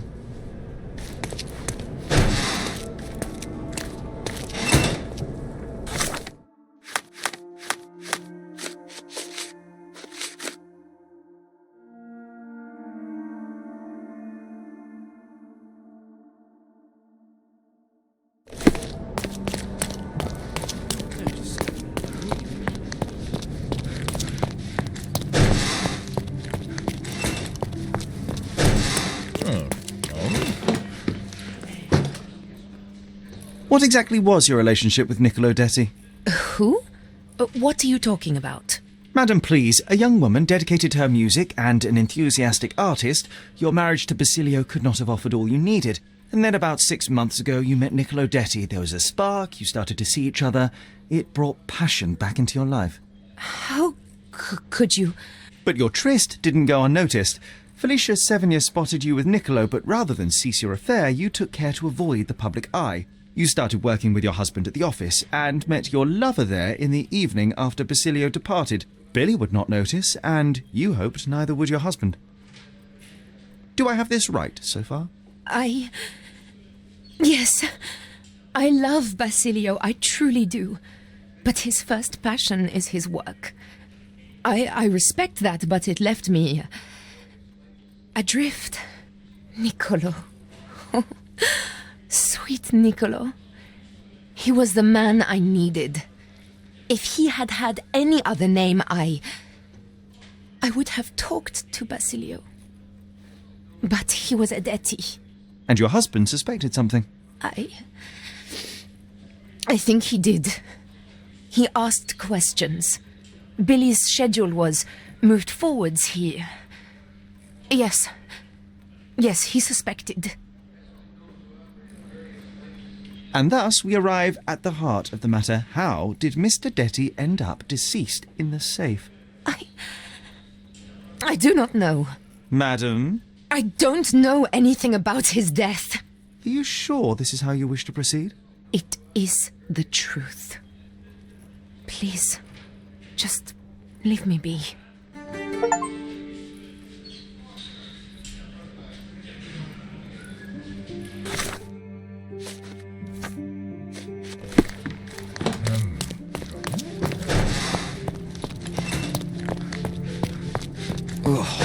What a long day.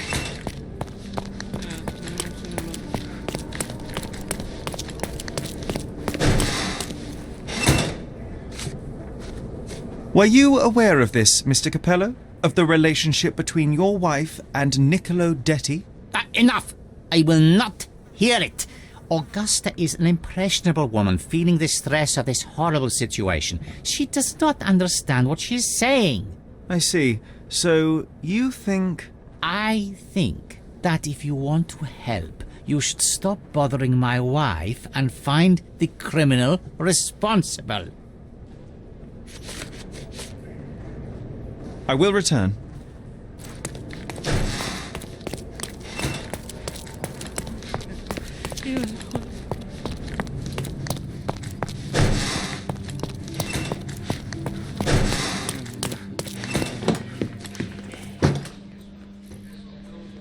It is a shame it has come to this, but it is patently obvious that you are responsible for Niccolo Detti's death. How dare you?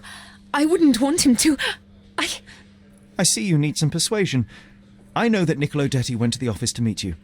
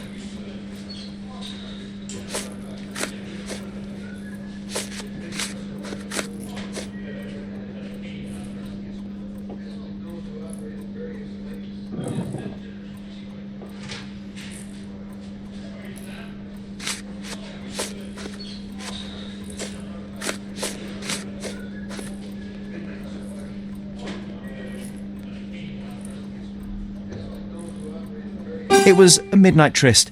Niccolo would visit the office once Basilio left, but this time he returned. So you hid Niccolo in the safe. A foolish move. I didn't know the code had changed. It was the only choice. I couldn't let him be found. I loved him. Really? You could have saved his life by simply speaking with your husband, but you sought to free him another way.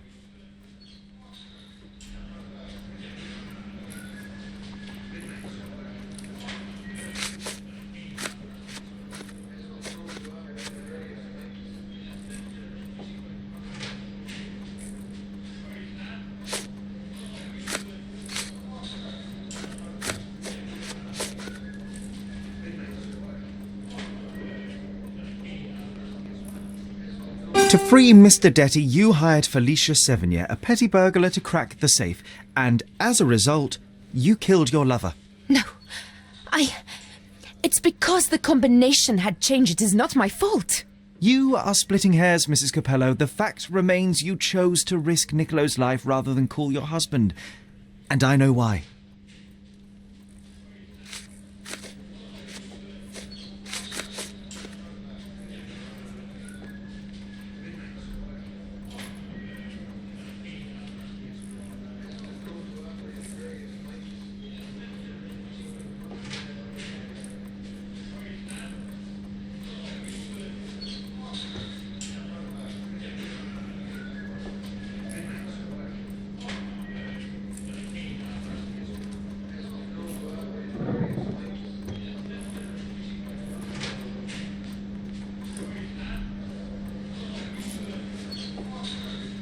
You were afraid how it would affect the reputation of the Capellos, and you feared what your husband would do as a consequence. He's a good man, but he cares about his business, about the family. It would have destroyed him. And now he's accused of murder, Mrs. Capello. How considerate of you. Mio Dio, how did this all happen?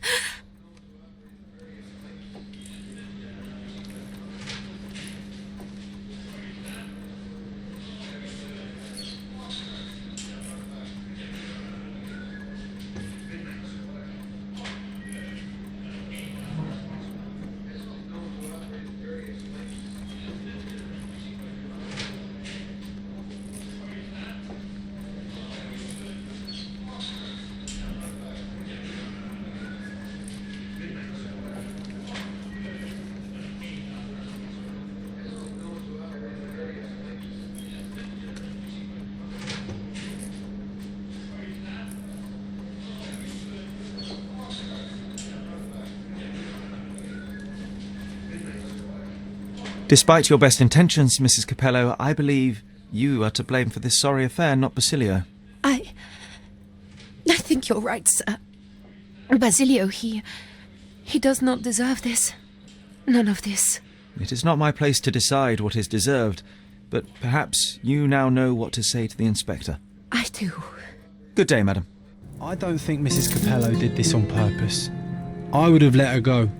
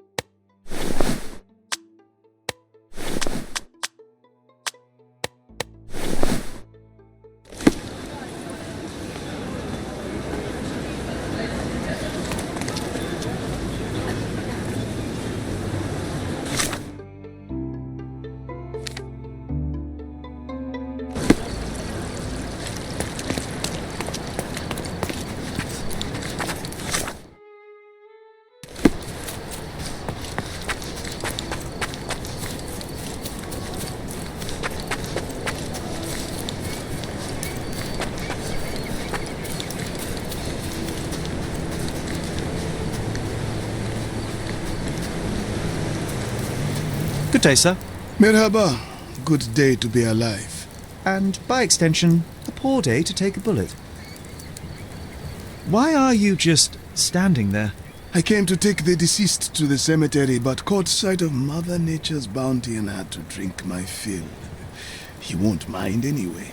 Let me tell you, friend, the sweet sea air, the calming whisper of the waves, it's a salve for all ills. Do you know what happened here? Officer said there was a duel, shots fired, and then that fellow took his last breath. Reminds me of last year. So the inspectors have been and gone? Of course. Police don't let an undertaker do his work before they finish theirs. You mentioned a previous incident. It was in the old city ruins. I remember the deceased was very rich. Front page news, very, very rich he was. But a coin makes a poor shield, as I always say. And who needs it when a view like this is free? Who died? Oh, no, mister. It is not my place to say. Not your place? Nonsense. As you say, he won't mind. Death with dignity, that's all we can hope for, sir. He doesn't need his name out there. We're done.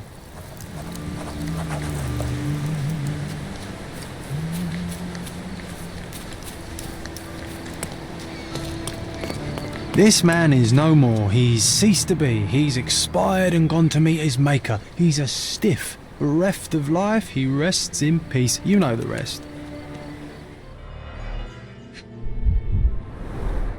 The bullet entered the heart at an angle, implying it was fired from an elevated position. He died instantly. Predictably, the rumours were exaggerated. The blindfold is intact, with both eyes unharmed. A Webley top-break revolver. Blank cartridges filled with a wax-covered gelatin bullet. Effectively harmless, even at close range, but leaves a nice red splash on impact.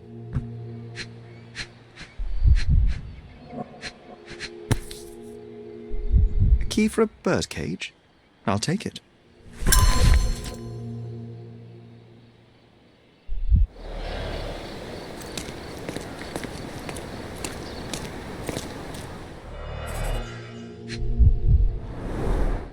The duelist eventually reloaded his gun, but all the cartridges were filled with red non-lethal rounds.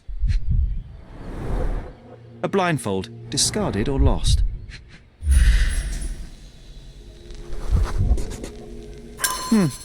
Your opponent was behind you.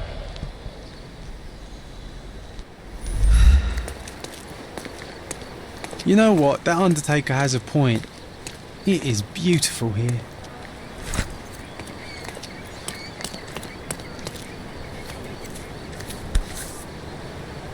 Blank cartridges filled with red wax-covered gelatin bullets.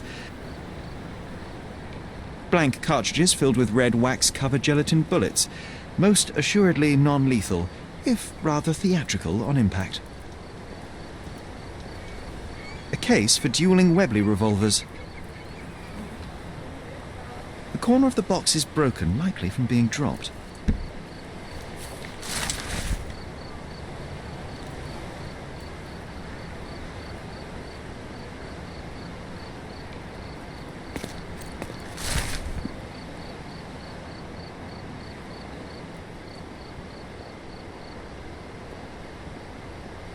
Gosh, how exciting. I always wanted to be a member of a club. I bet you couldn't join. No good at following orders, are you, Sherry? Ah, the contest then. I shall prove my blind devotion, so to speak, to their inane rules, and you shall eat your words.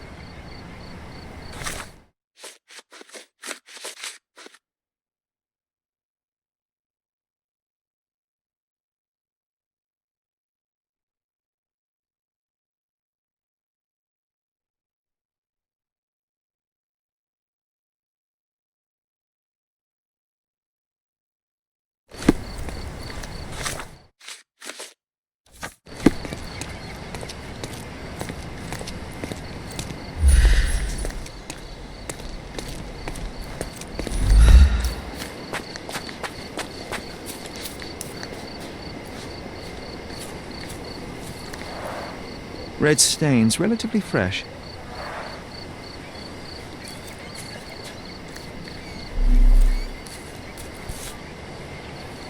A Lamat revolver, 42 caliber. One chamber is empty, the others are filled with live rounds.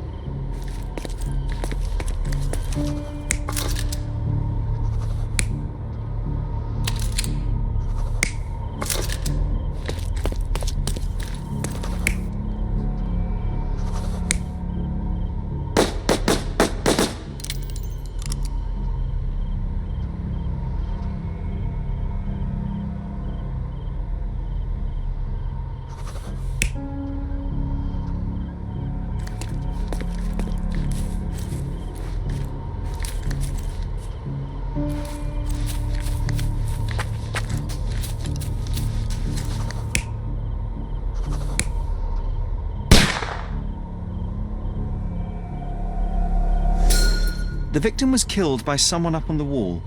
It may have been the referee who took advantage of the duelists while they were blindfolded. This seems plausible, but I must consider all options. What if there was another person here?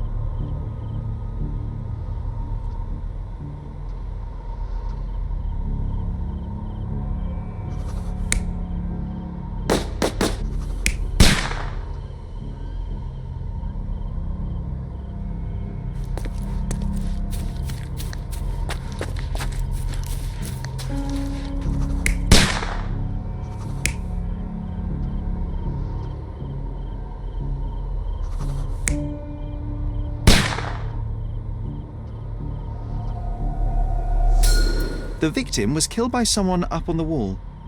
There may have been someone else here, a fourth person waiting for an opportunity to strike.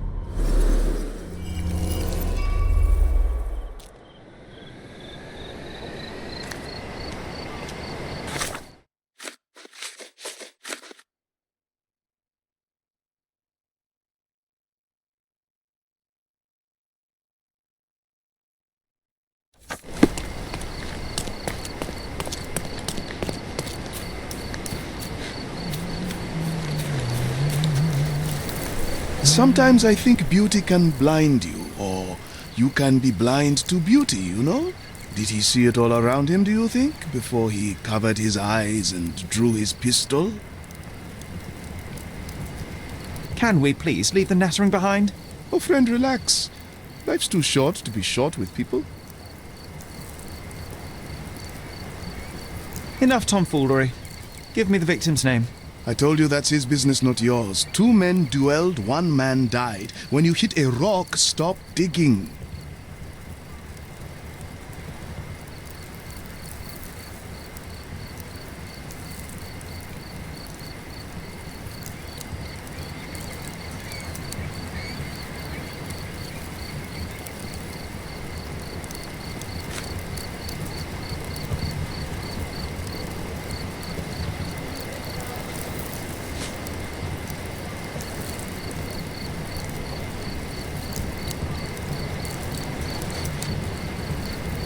We're done.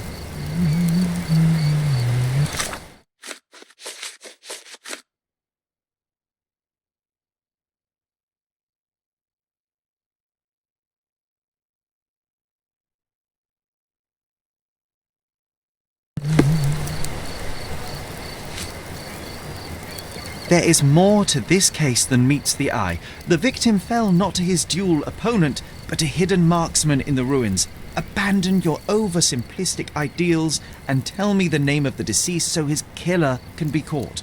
Oh, that is wrong, to be sure. Okay, the man's name was Eric von Staub. I heard the officers say that he lived in Scaladio. At last.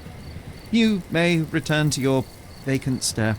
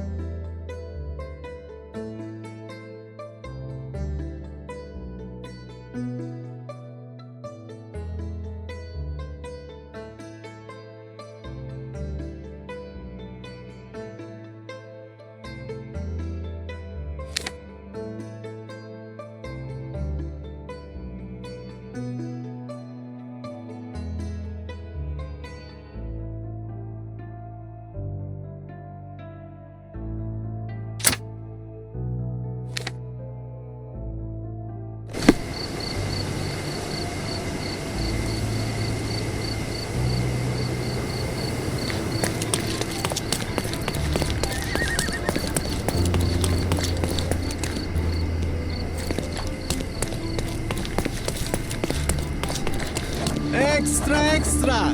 The Ides of Augusta! A shocking confession of Augusta Copello, killer of Niccolo Detti. Basilio Copello supports his wife. Interest. Check the front page. You won't regret.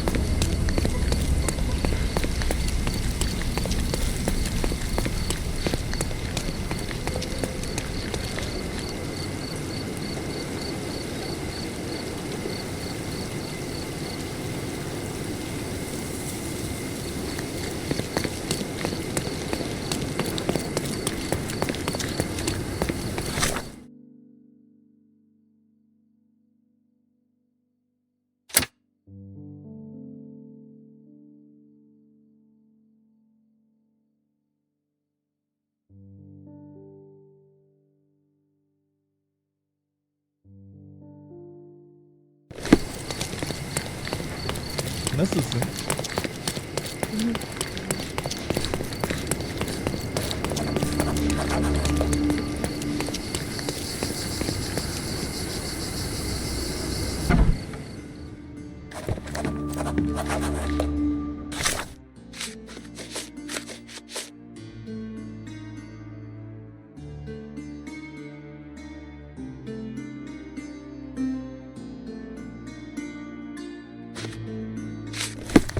Good day, officer.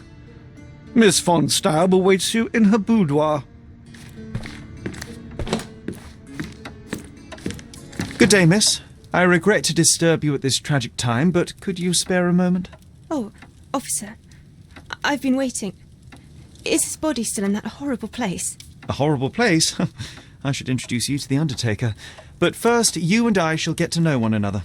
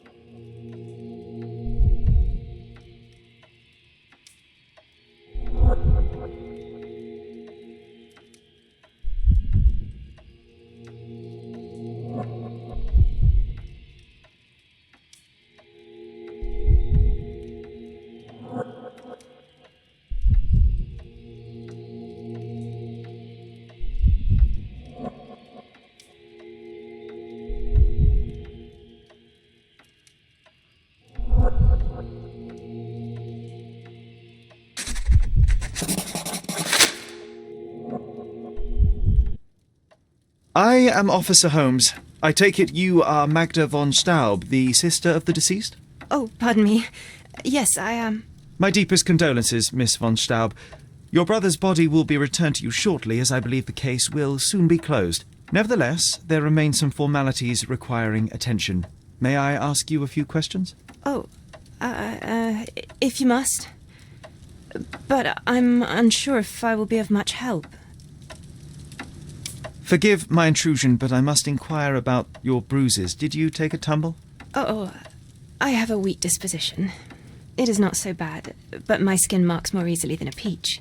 It is the least of my sorrows. But, Miss von Staub, I can tell you suffered new bruises even before the old ones had healed.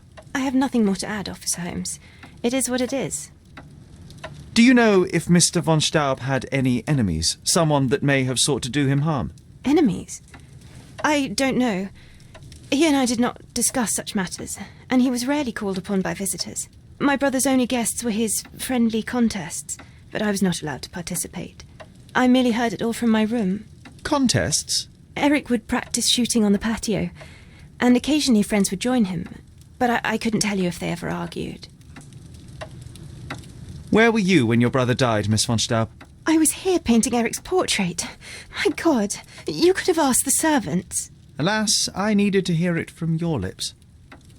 May I take a look at Mr. von Staub's room? His personal effects may prove invaluable in our understanding of the case. Please do. Here's the key.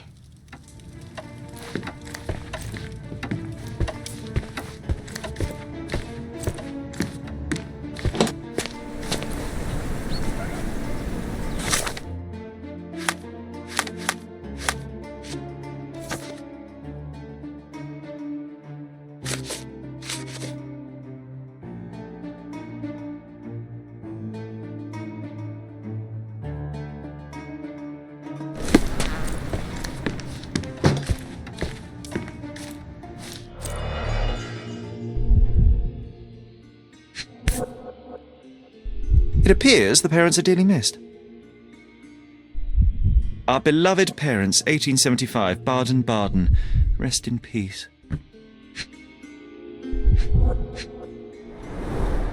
How many German composers feature here?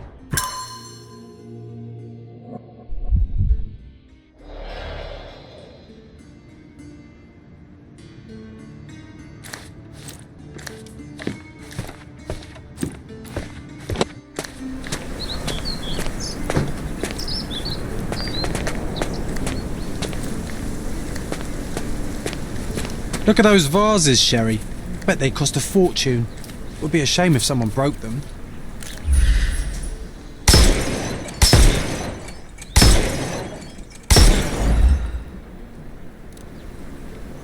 Oh, I love it when you're reckless. Were those Limoges porcelain? You have a keen eye. Well, I suppose it's yours. Next time, shoot with a blindfold.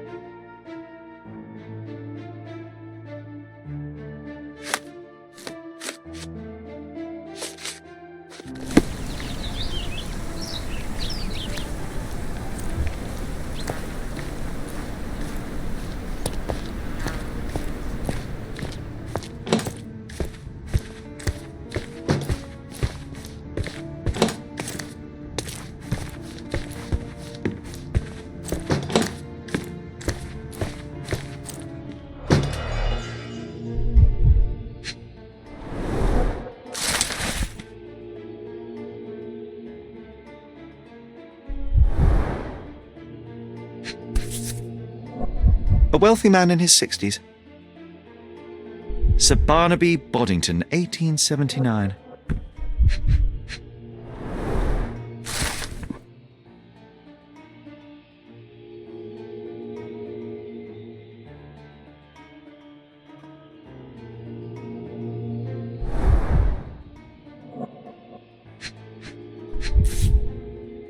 A typical crest for a league or a guild. Club headquarters, 190th anniversary celebration.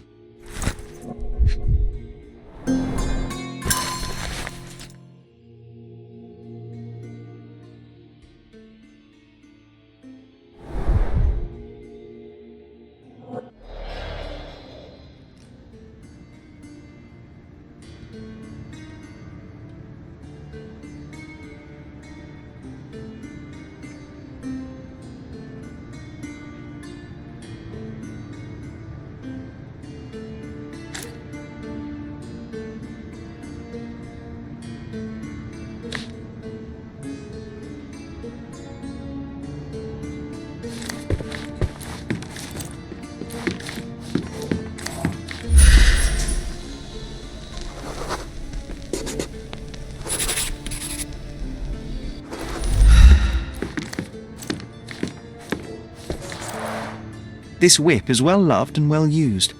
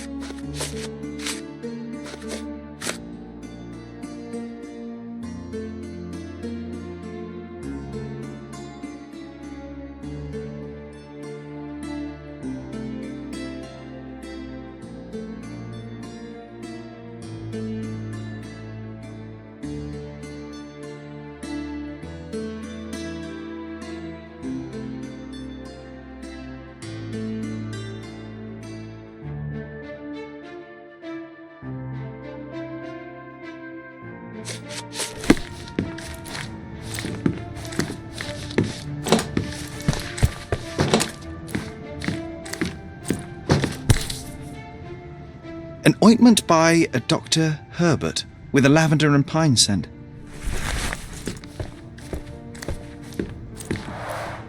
Excellent score.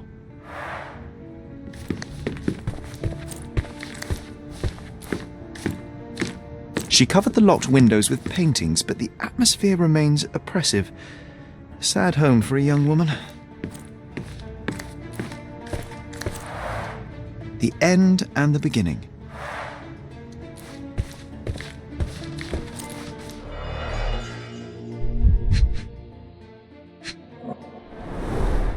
A handsome portrait of Eric.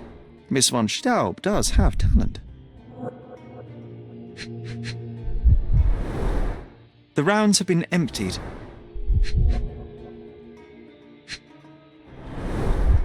The black paint looks thick. It's been mixed with something.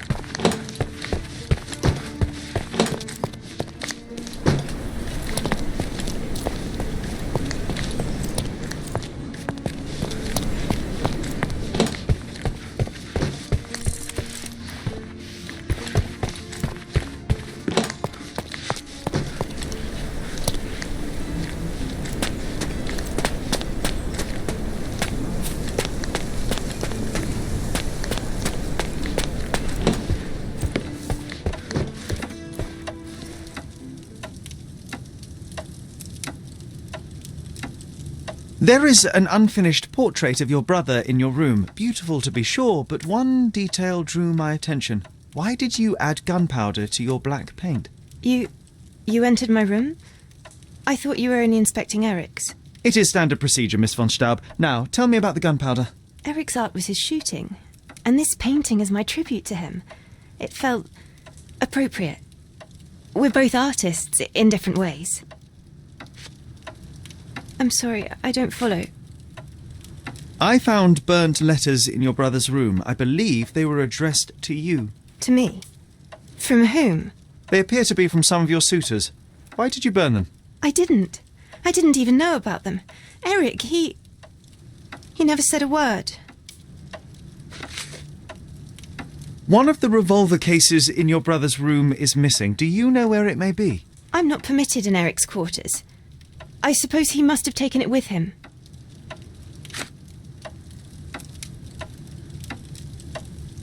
I beg your pardon?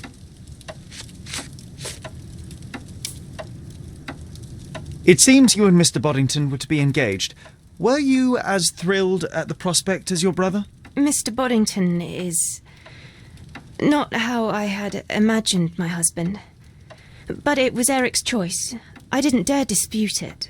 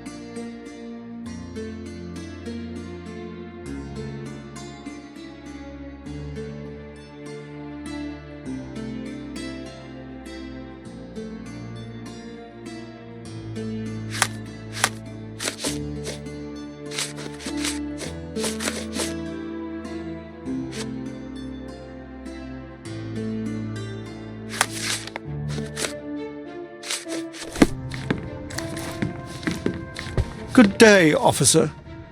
Miss von Staub awaits you in her boudoir. Good day, officer. Miss von Staub awaits you in her boudoir.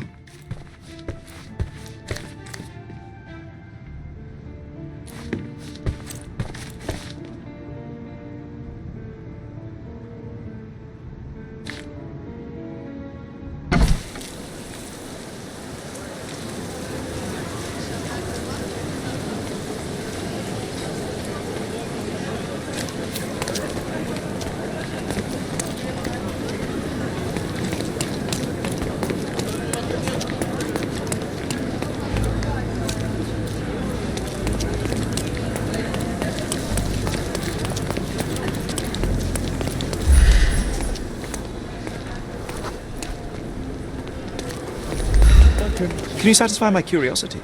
I am not in the habit of cooperating with authorities. Not bad.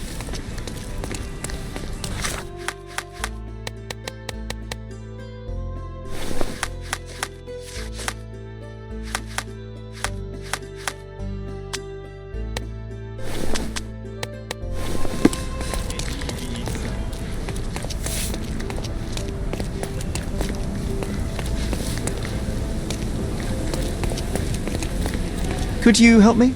Of course, sir. I'll tell you everything I know.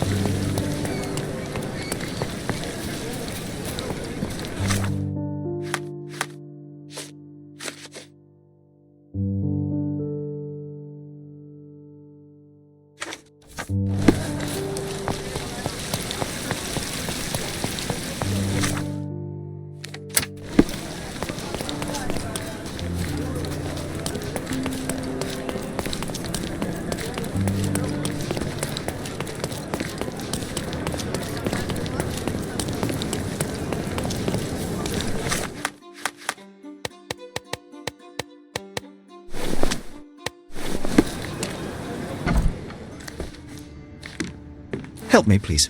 I'll gladly tell you everything I know, officer.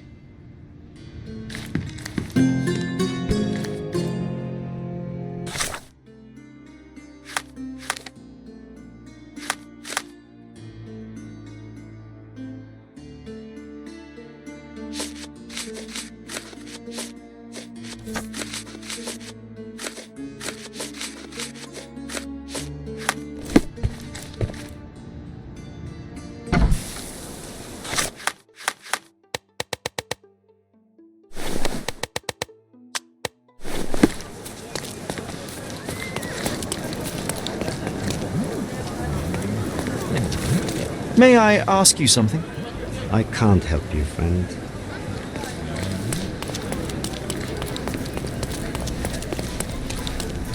Could you help me? Sorry, but I've never heard of it.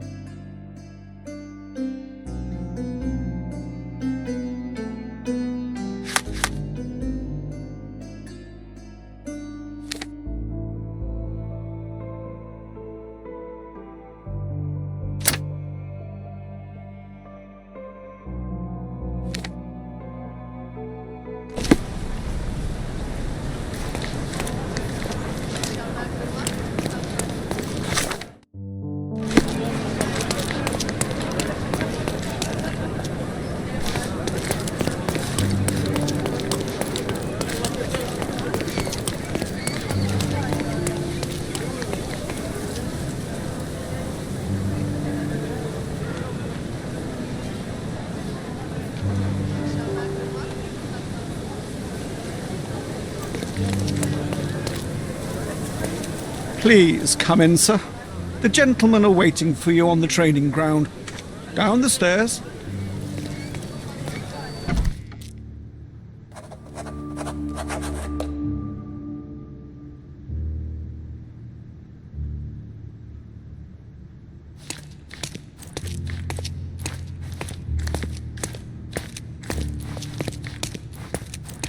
Fancy. Not every manor has a custom floor. That is the von Kramkress, the old Prussian noble family. They must be patrons of the club.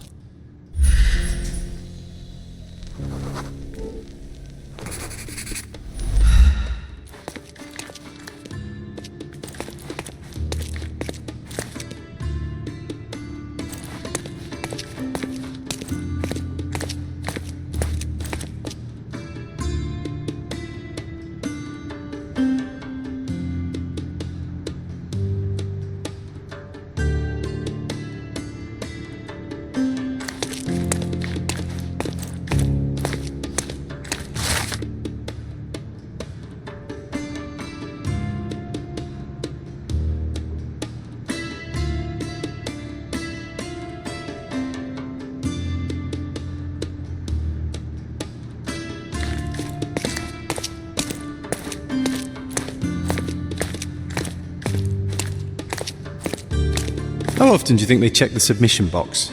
My application deserves prompt consideration.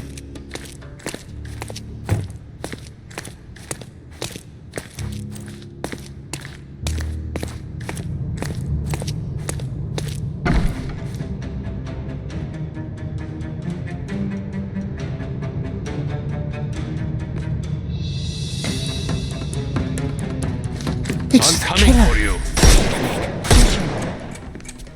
It's all yours now. Go for it.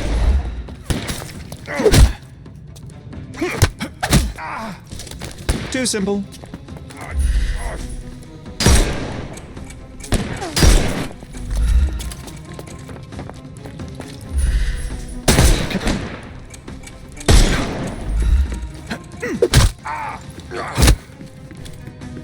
I'm coming.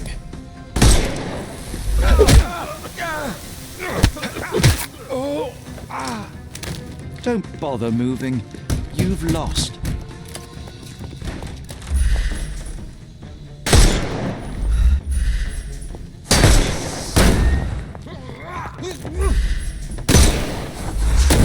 I couldn't miss the party. Too simple. Give the snuff's ready.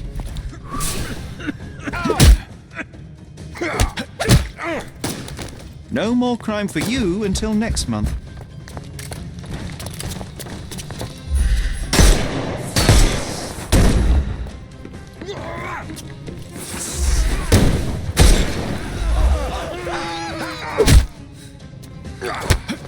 Just die! Take a rest, my friend. Don't bother moving. Give him the pepper snuff.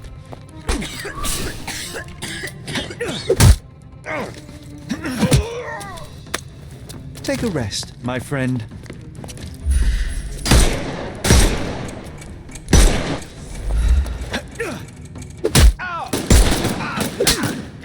Don't bother moving. You've lost.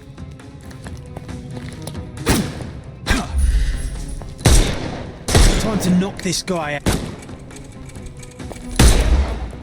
Bag!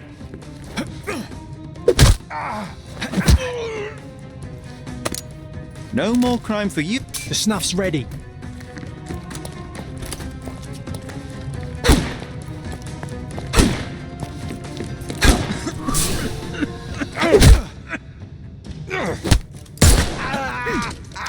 Don't bother moving. You've lost. I must say, Sherry, that was near perfect. Could it be that you're not completely hopeless?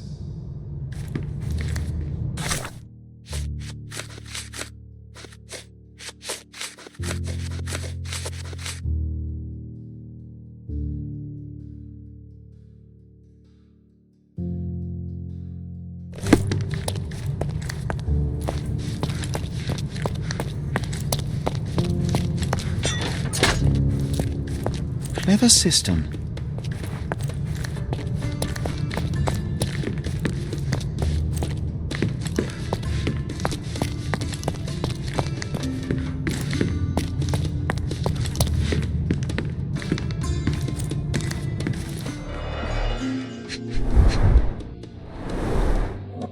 A nice apricot aroma. Marilyn schnapps, I presume. Half full. 2 glasses with dregs of alcohol. Should I pour us a drink, John?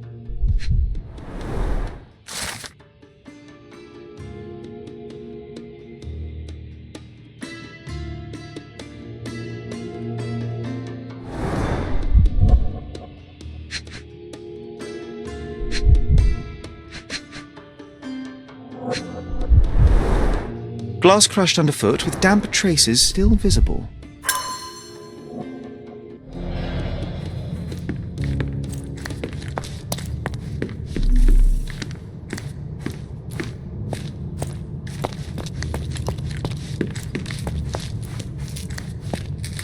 The same ingredient was used in the dueling revolver's ammunition.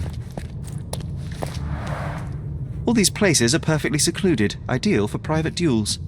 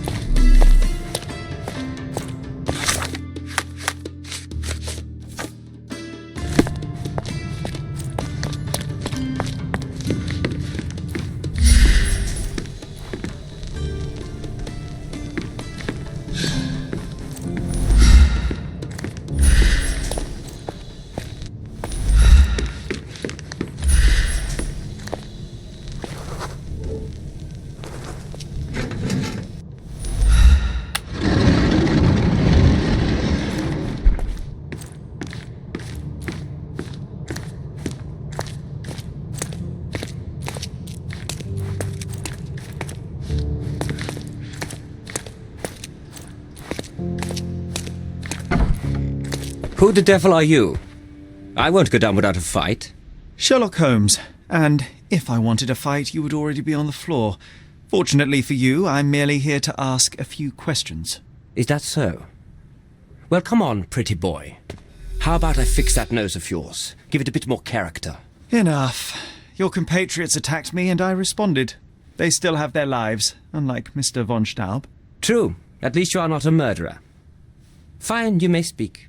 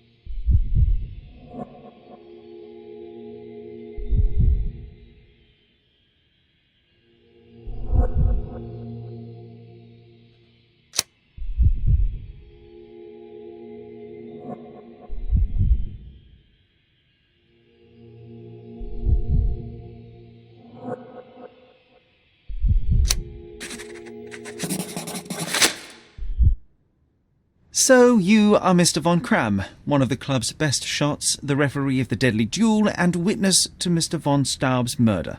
Incorrect. I am the best shot at the club. Heinrich Fürgen von Kram. But how did you know I was there? Your clothes, Mr. von Kram, the dirt on your trousers confirms your presence in the old ruins. And your jacket features a bloodstain from your attempts to save Mr. von Staub. That is impressive. It is merely inferential. Now, a few questions, if I may. Be my guest. I have nothing to hide.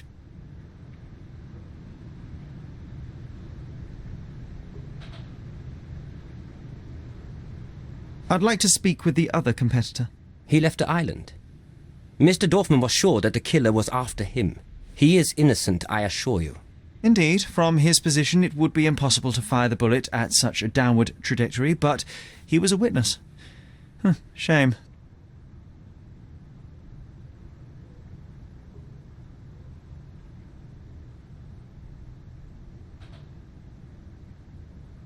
So, what transpired in the old ruins? Everything began as normal. The signatures, choice of weapons. I checked it all, and then blindfolded the duelists. Erich stood to my left, and his opponent, Mr. Dorfman, to my right. Before they could begin, the killer fired. And I'm sure it was not Dorfman. Why are you so sure? The sound was different. Not a Webley revolver, and further away. The killer must be an excellent shot to hit the heart.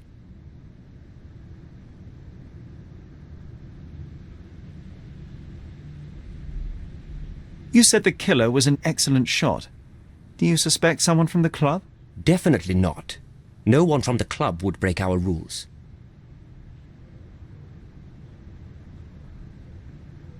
Did you or the other duelist see the murderer? No. The killer slipped away into the hills, so we turned our attention to Erich, rest his soul. And neither of you pursued the culprit? I will not have my character impugned. We had only blank cartridges and a fallen friend at our feet. He was our focus. What transpired after the shooting? I heard Erich cry out and fall. Mr. Dorfman turned and fired at the killer, but I shouted at him to stop and help. I tried to save Erich, but it was too late. He was gone.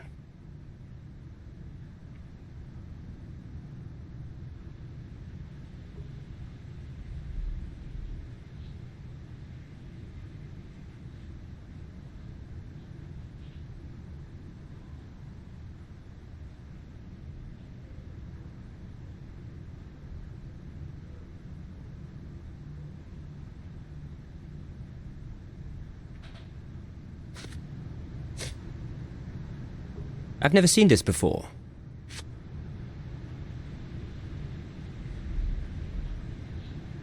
I can't help you with this.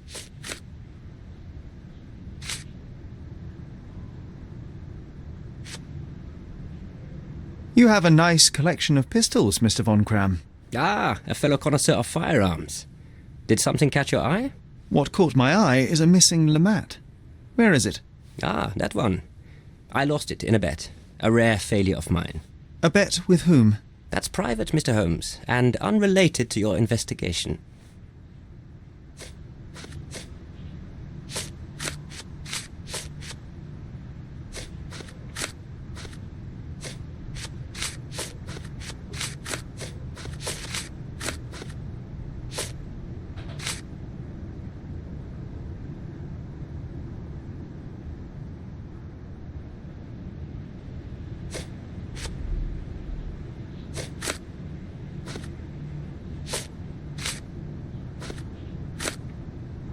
I can't help you with this. It seems you owed Mr. von Staub a small fortune. A fortune to you, perhaps, but a trifle to me. Our debts ebbed and flowed. In our next contest, there was every chance I would win it back. Eric was too concerned about all that. Frankly, he often lacked the demeanour of a nobleman. His progressive tendencies could be grating.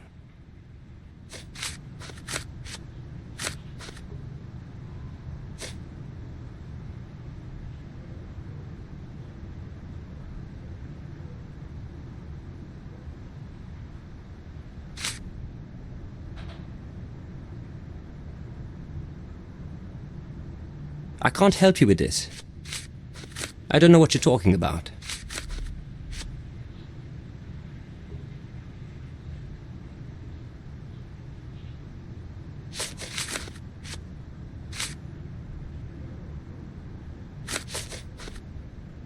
I can't help you with this.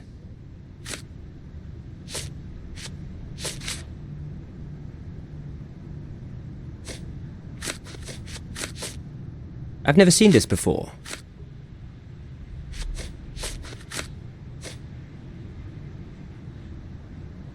Last year there was a similar incident in which a duelist died. What can you tell me? A tragedy. I shot too well, and my opponent stumbled from the impact. He slipped and fell down the cliff. I regret it all. I have not participated in a duel since. Instead, I only take the role of a referee and supervise the proceedings for safety. I swore that no other club member would die in a duel. Alas, someone else intervened.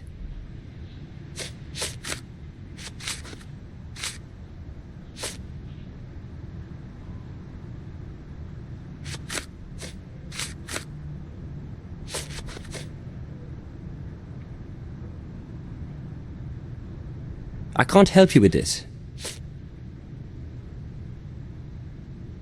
I've never seen this before.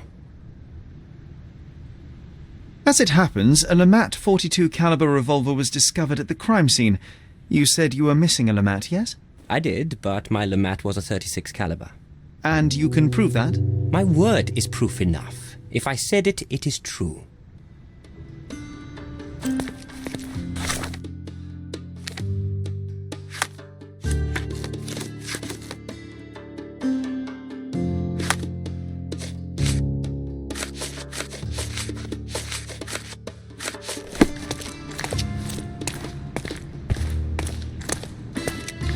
How to sharpen one's senses. A remarkable tool to conveniently enhance anything. I could use one for my analysis. Addressed to Heinrich von Kram and written with a nervous hand. Arrived just yesterday.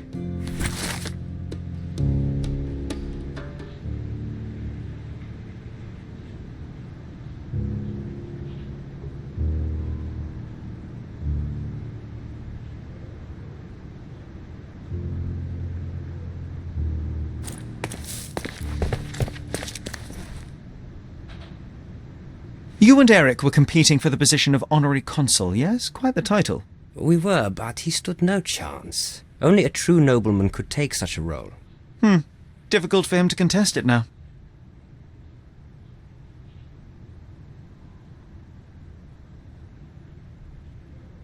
I need to be elsewhere.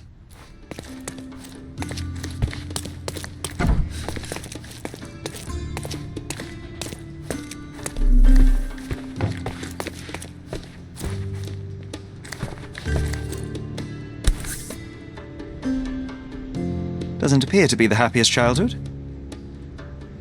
Cecilia von Kram with Heinrich, Cologne, 1864. Mein Wunder.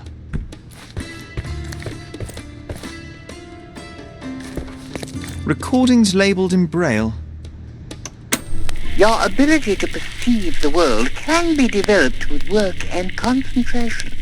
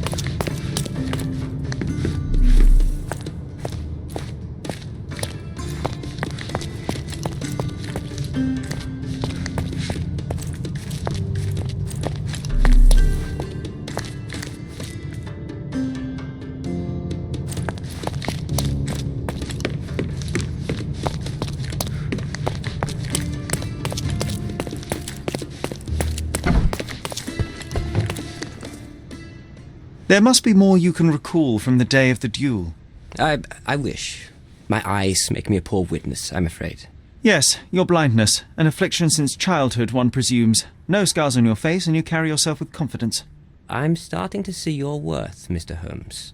But this limitation developed your other senses and made you an excellent marksman. So, tell me, did you notice anything else?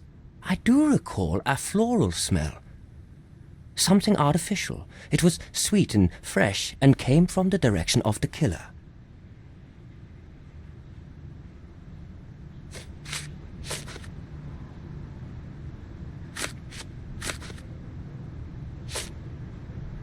Do you recognize this scent? Yes. This is it. The smell I noticed at the ruins.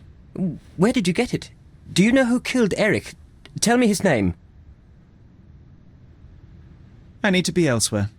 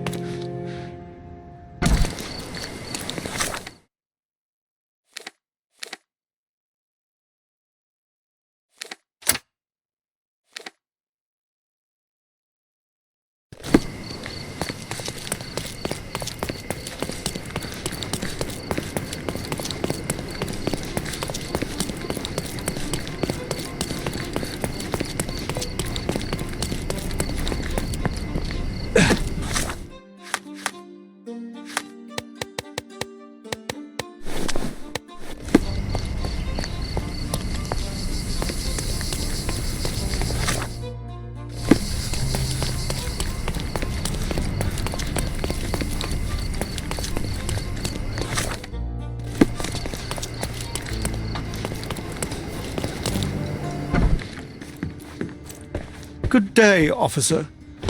Miss von Staub awaits you in her boudoir. Going on a trip, miss? No, I'm leaving permanently. This place brought me nothing but sorrow. I am sorry. What do you want? I think the time has come to be honest with each other, Miss von Staub. I'll start with my confession.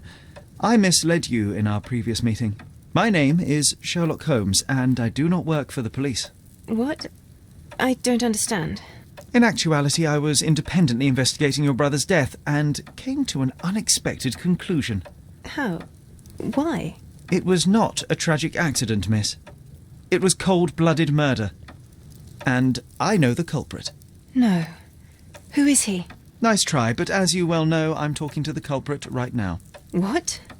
Are you out of your mind? Certainly not. Allow me to explain how you killed your brother.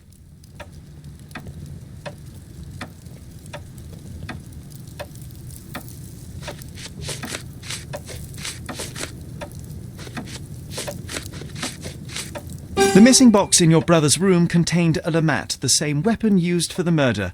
You stole it to kill your brother. What? No. Eric was obsessed with guns.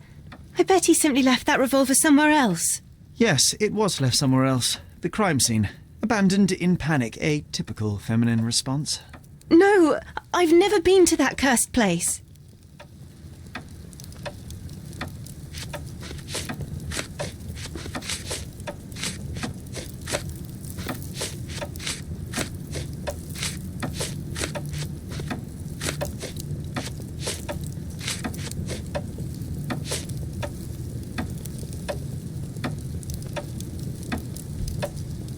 You hid behind the wall in the ruins. None of the others present could have killed Eric from that position. Both the duelists were blindfolded and Mr. von Kram is ill-sighted. So nobody saw anything? Your imagination has run wild. Ah, but you forget one thing. A blind man's other senses grow stronger. Mr. von Kram detected a lavender and pine scent. That of your ointment. You're taking the word of a sightless man. This is monstrous.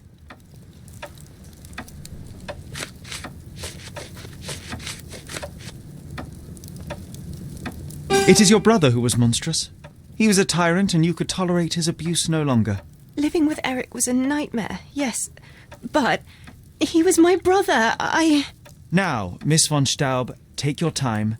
Tell me the truth. After our parents died, my life slowly became hell. My brother began to humiliate me. Then he became violent. Each day he'd invent a new punishment. Shut my room, burn my paintings, starve me. And without fail, I would be beaten. All visits were forbidden, all contact verboten. I was his caged bird, his pet. When we did go out, he used me to bait influential people. He sold me to Mr. Boddington simply to earn a place amongst this island's elite. Was that not freedom from your brother? He sold me as a thing, sir. Who do you think this gentleman was? I could not endure more cruelty. Mr. Holmes, I'm begging you. Please don't do this to me. Don't throw me from one cage to another. You have suffered enough, Miss von Staub, but now it is over. I will not turn you in to the police. I don't know what to say. What will happen with the case? The usual. With their typical stupidity, the inspectors will confidently declare the case a tragic accident, and that will be that. I didn't expect such kindness. Kindness? No, where the truth reveals injustice, I expect accountability, but in this matter, Miss von Staub, I see no injustice at all. Thank you, Mr. Holmes. I'll never forget what you're doing.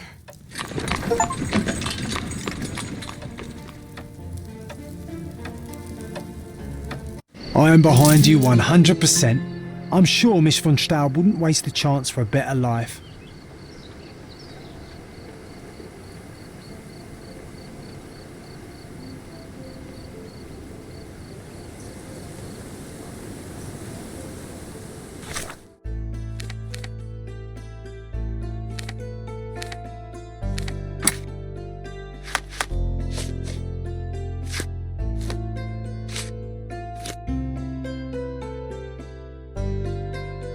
Joe's so angry. I hope the kid's safe.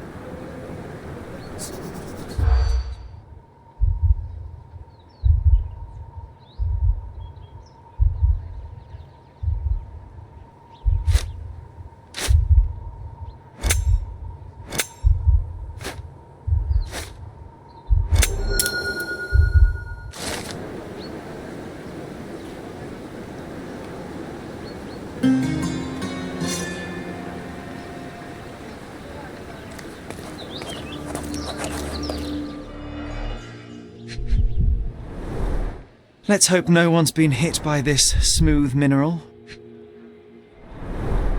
A deck of tarot cards, very popular among street performers.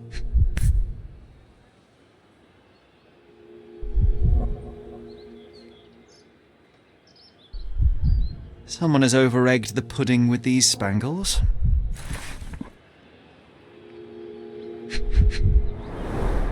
The name of the original performer has been replaced with Dilwyn.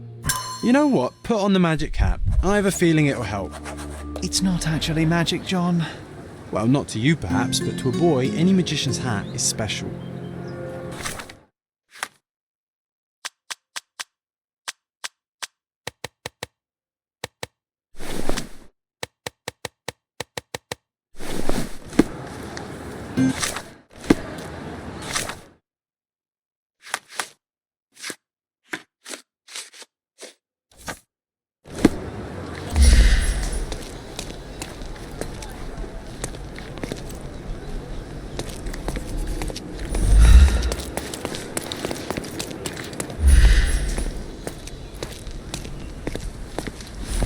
Seni görmek güzel.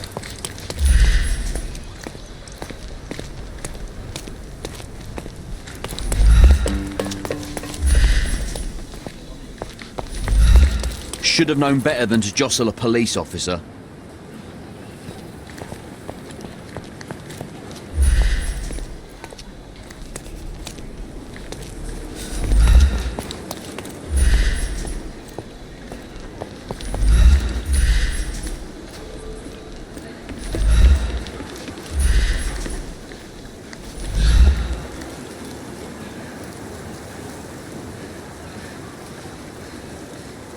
It's all right, boy.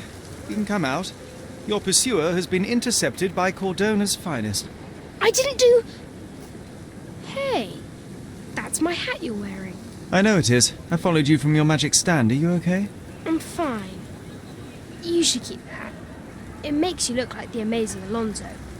He's the best magician around. It never suited me anyway. Is that so? Let me take a look at you.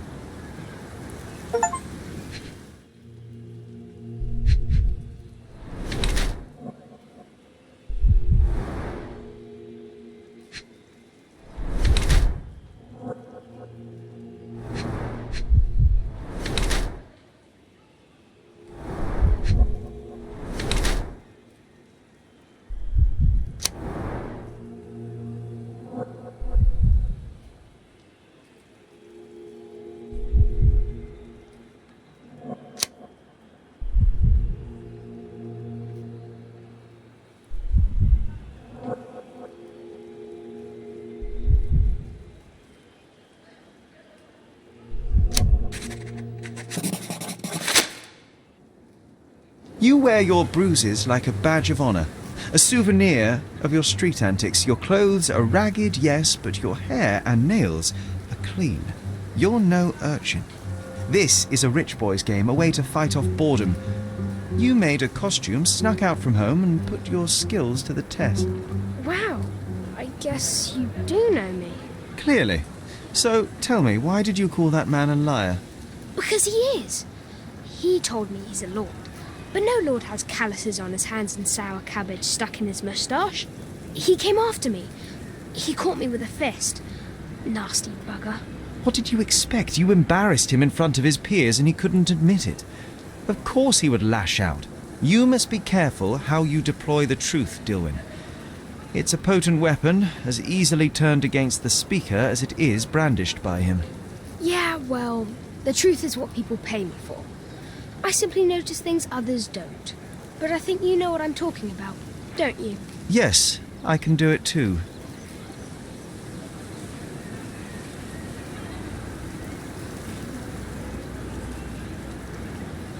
It's called deductive reasoning. I happen to be somewhat of an expert in it. I never knew there was anyone else like me. Your abilities come with consequences, Dilwyn. To adults, you're a nuisance. To other kids, a freak. You must learn how to blend in. Bite your tongue. But I don't want to blend in. Then they will lock you up. The truth hurts, and the bigger the truth, the further men will go to silence it. Be careful how and when you deploy it. All right. I mean, it was just an amusement. Yes, nothing like a swift uppercut to really pass the time. Perhaps when faced with the monotony of this world, you will find a place in your mind to explore instead. There is little to gain in idle provocation.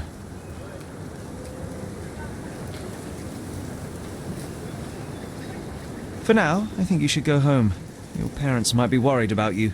And, if I may, consider applying your brilliant mind to academia. There is still much in this world to be discovered, explored, and explained. Now you sound just like my Uncle Gilbert. But fine, I'll go. I'm hungry anyway. Before you go, impress me. What do you see? You're overconfident, as a way to mask your insecurities. You're more vain than you care to admit. And you notice when people notice you. You act like you don't need anyone, because it's easier to pretend you like being alone than to ask for help. You desperately hope to find somewhere you belong. But you never will. Nowhere, no one will ever be enough. And the truth is, you're terrified. You're too smart and too empty inside. You know how dangerous that is, and you know exactly what you're capable of. Valiant attempt, but alas, you've missed the mark. Oh, really? Well, what does John think? Sherlock, did he just... how? I don't know.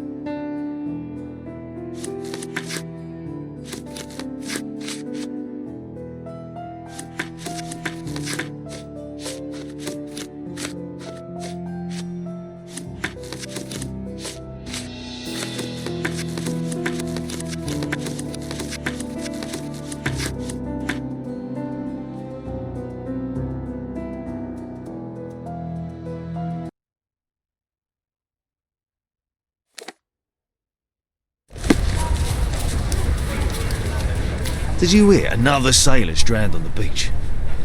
What an idiot.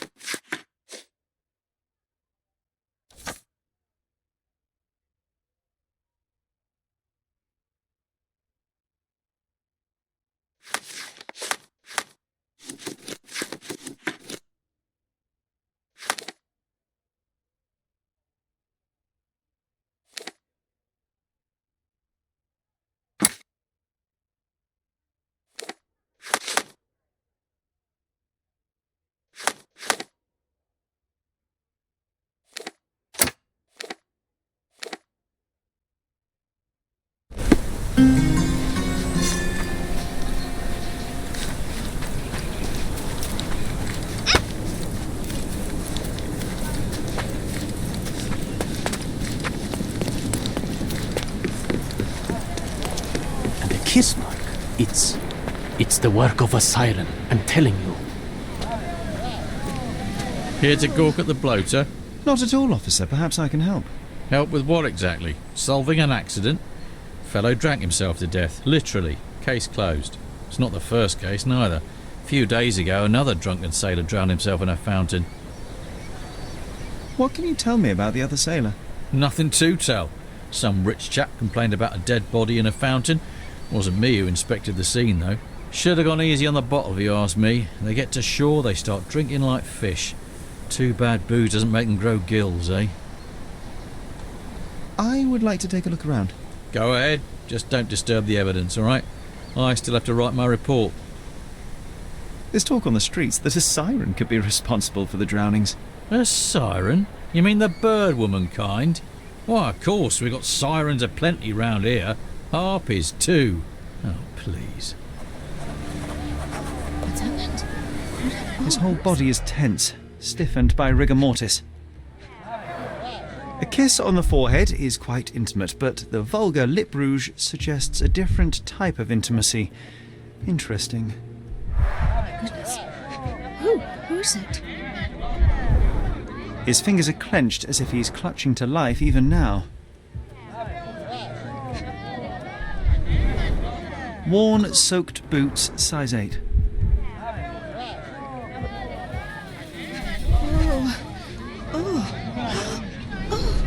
The face is frozen in a contorted smile. Something smells fishy here, and it's not brine. What's happened?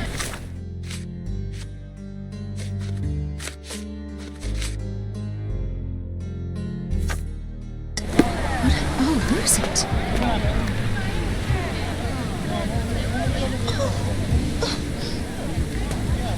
It's a good thing the tide hasn't washed away the tracks. I should inspect them more closely. Siren song. The rumours weren't so absurd after all. There's still some left, just enough for a tipple.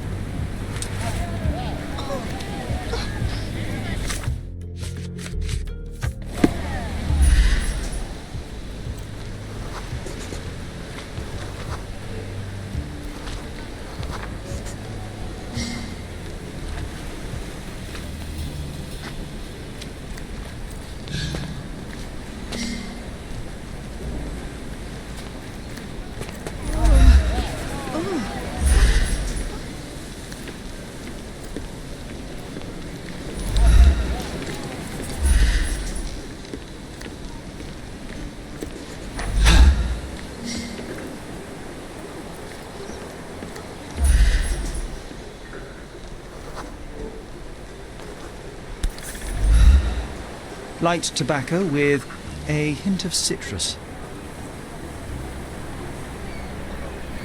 A bright red lip rouge mark.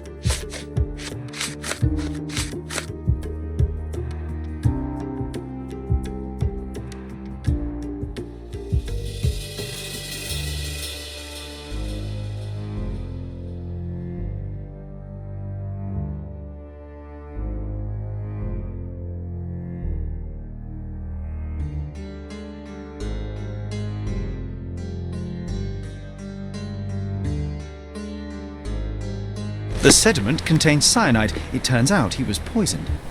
Didn't the copper say that fellow drank himself to death? He wasn't wrong.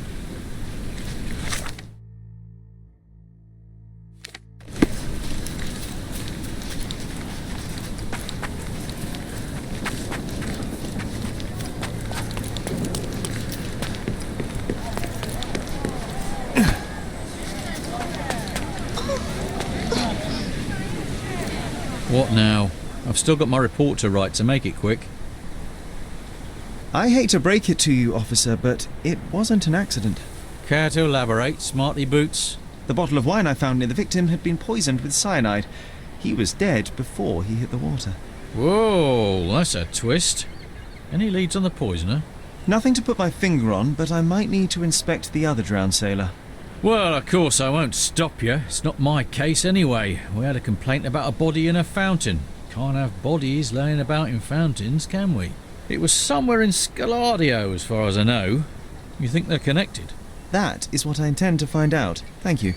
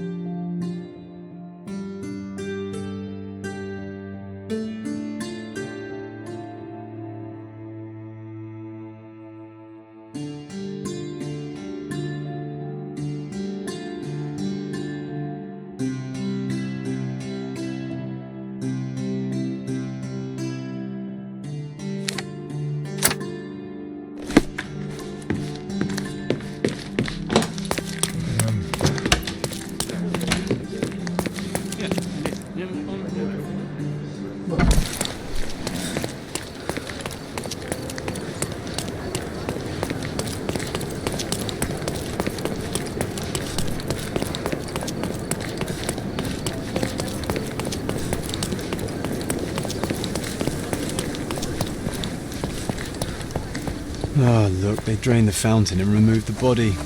We're too late. No matter, we'll work with what we have. Last week's newspaper, the front page reads, "Sky is the limit, Governor funds Arsenal's second airship." A broken bottle with no label. A bright red lip rouge mark. Light tobacco with a hint of citrus.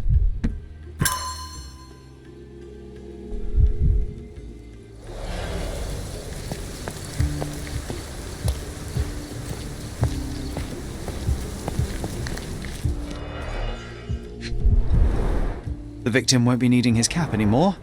I might as well take it. This wine again. Don't sailors prefer spirits? Drained to the last drop.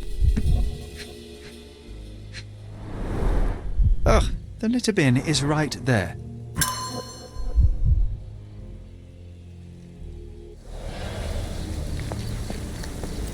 A cotton shawl. Could it be our sirens?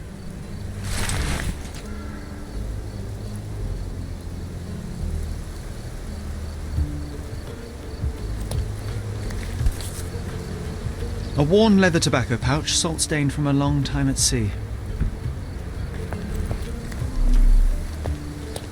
Drowning in a 2 feet deep fountain?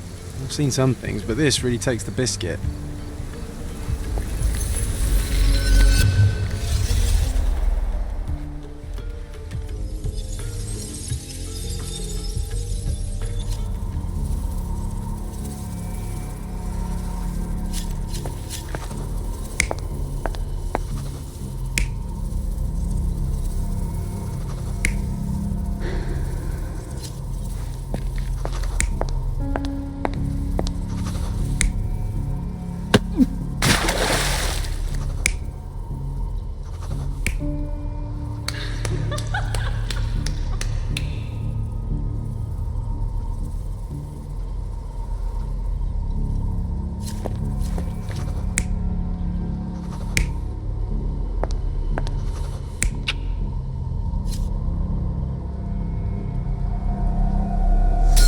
This sailor is another victim of the same woman. She poisoned him and pushed him into the fountain to make it look like an accident. Sherlock, the spot where he fell, I saw something. Maybe you should take a look.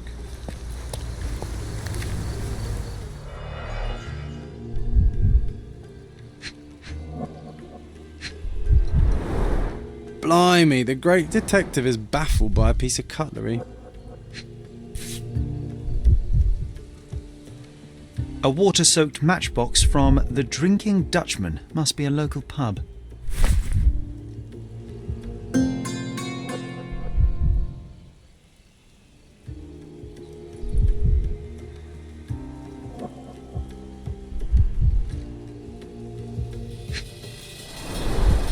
Venetian copper soldi. Authentic, but worthless.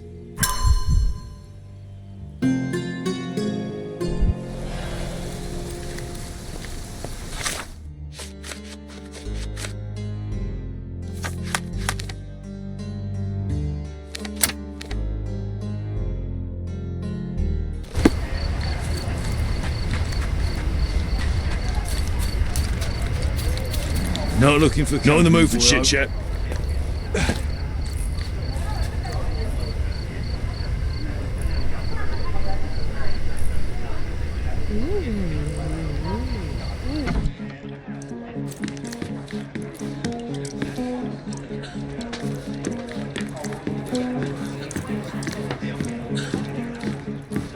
You sure you're in the right place? We don't serve cocktails here.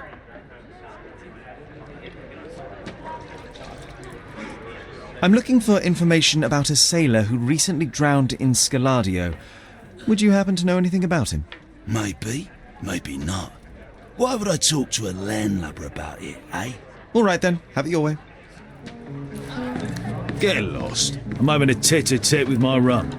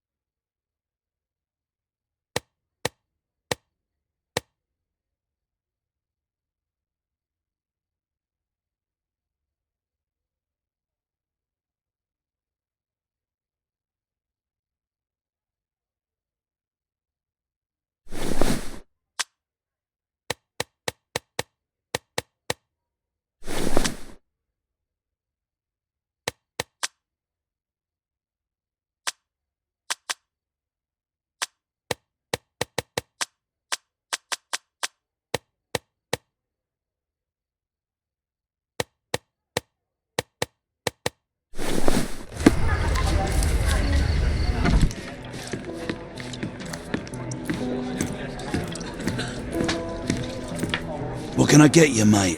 Nah, I'm good. Don't want to end up like that guy who drowned in the fountain after having one too many. Aye, I know the fella. Shame, damn shame.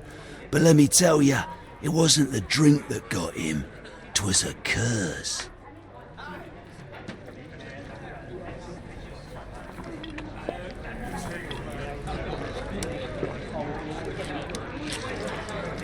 You're pulling my leg. No kidding, mate. You sail long enough, you start taking it seriously. He was from HMS Achilles. Some British schooner, nothing special. Except one of them Jack Tars shot an albatross. Everyone knows it's bad luck. Everyone. The dimwit brought the curse upon his whole crew. 3 are dead already. Wait, I've heard of only 2 such accidents. Are you saying that another man drowned? Drowned or not, they've all kicked the bucket. Just this morning, another member of the crew was found dead. It's a curse, I'm telling ya. Now we're obliged to find out if it's really a curse. Let's go and take a look at that. It must indeed be the curse, but how do you know all that? Why, he told me the whole story himself. The victim told you? His crewmate. The one who killed an albatross, Harry Thorne. He's renting a room upstairs. Every day, He gets completely rat-arsed, raving on and on about the bird around his neck. He's sleeping it off right now. But when the blighter wakes up, it'll be the same thing all over again. Do you have a free room? Certainly do. Dirt cheap. Here's the key. Go pick anyone you like. Hey, barkeep!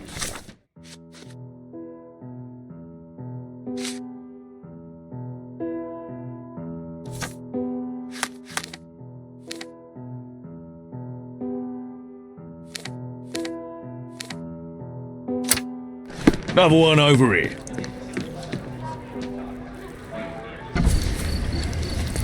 I'm shipping up to Boston in a few days.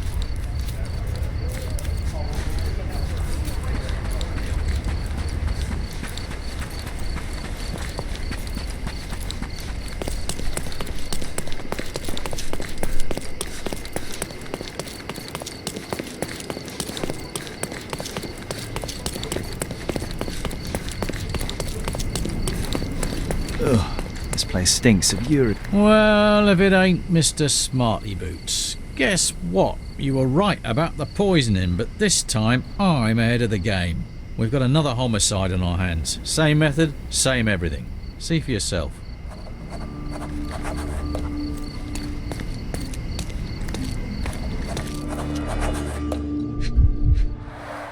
He suffered a head wound. There's caked blood in his hair underneath all the mud. A sharp, bloody rock stuck deep in the mud. The officer must have rolled the body over. An empty bottle of rum. There'd be no sirens.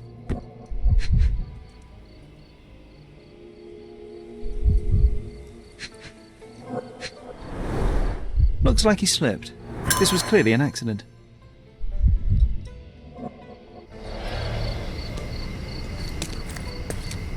What did I tell you? We've a killer on the loose. I knew it. That may be true, but this here is very clearly an accident. The victim slipped and hit his head on a rock. I would have thought it obvious. Oh, you've got to be kidding me. I thought I had all this sewn up. But you just had to come along and make me look like an idiot. I hope you're happy now, genius. Just move along. So it was a curse after all. The curse of clumsiness. I hope it's not contagious.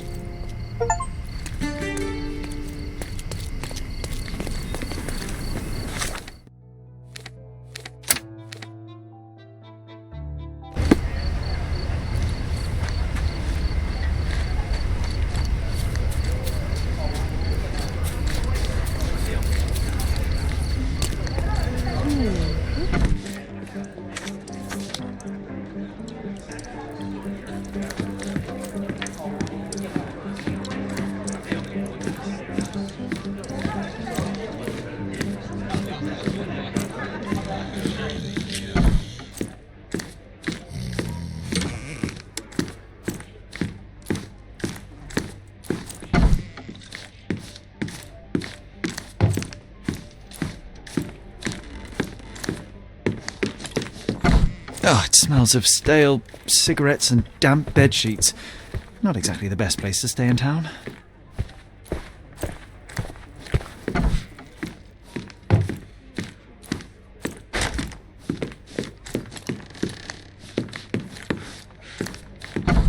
Oh, the smell alone makes me feel groggy. Oof, he's really gone on a binge.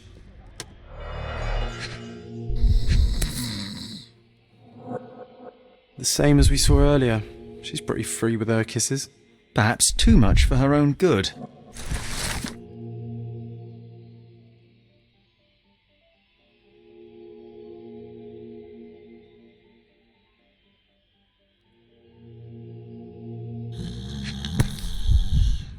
The photo of the cursed crew.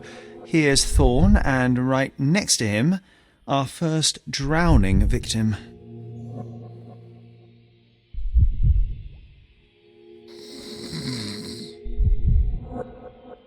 Crew of HMS Achilles, Cordona 1879. Now we walk into a trap, guns blazing. The game is afoot, Sherry boy. Well said. I think I'll borrow that line from you, old chum. Oof, he's really gone on a binge. He's out cold. No use trying to wake him.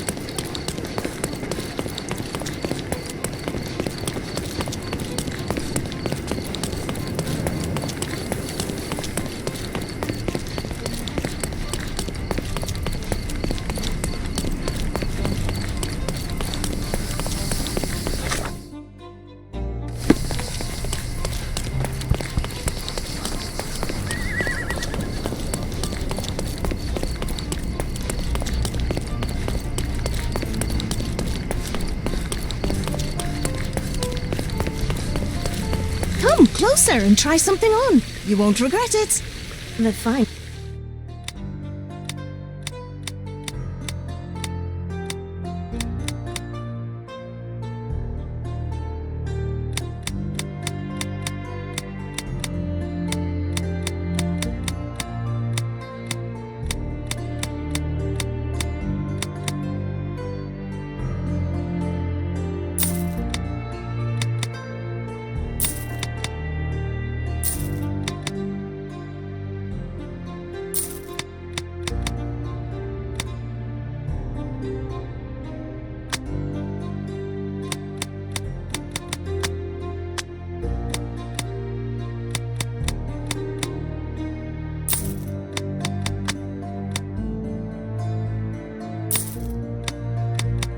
A perfect choice.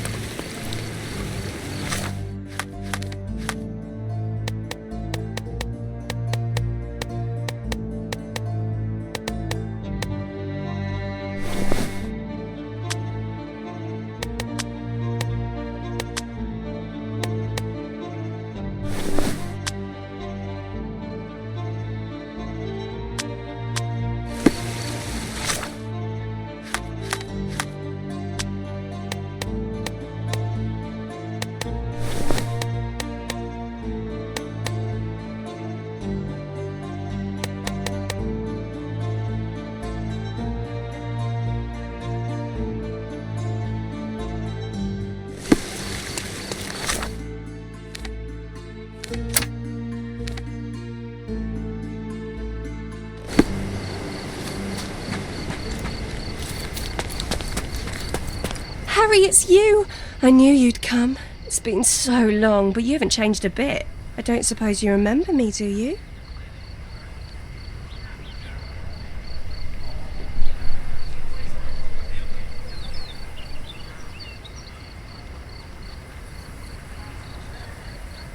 You must be Eloisa, yes? I got your letter.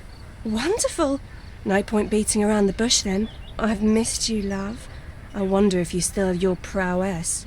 Why don't we go to my place for some wine and something extra?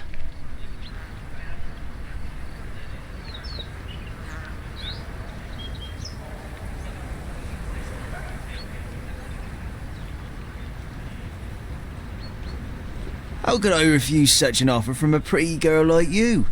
Let's go right now. Wonderful. Follow me. It's not far from here. Well, here we are. Make yourself comfortable, love. There's wine on the table. You should have some, loosen you up. Bring out your naughty side. Won't you drink with me? Absolutely. I'll join you in a minute. I just need to powder my nose. All right then. I'll be waiting for you, pet. Did you just call her pet? Seriously? Boy, you are truly hopeless, Sherlock. Siren's song. She is consistent, I'll give her that. The bottle was open and the cork replaced.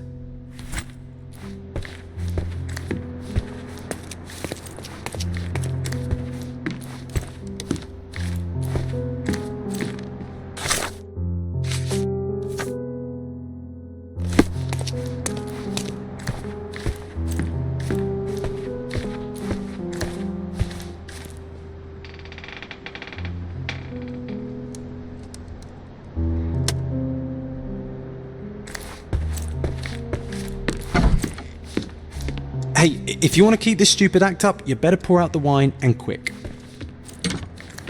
Hurry up, she'll be out any second. HMS Achilles, Friday, 5 p.m. She prepared for their arrival.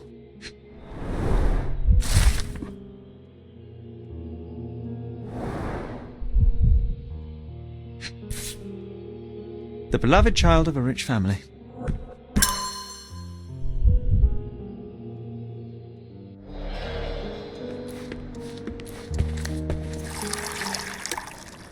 And done. No hard feelings, Mr. Ficus, right? Come on, hurry up! This lip rouge looks good on her. Just saying. Ah, she's smoking citrus-flavoured cigarettes. The dots connect. White powder with a bitter almond-like odour. These are no smelling salts. It's cyanide.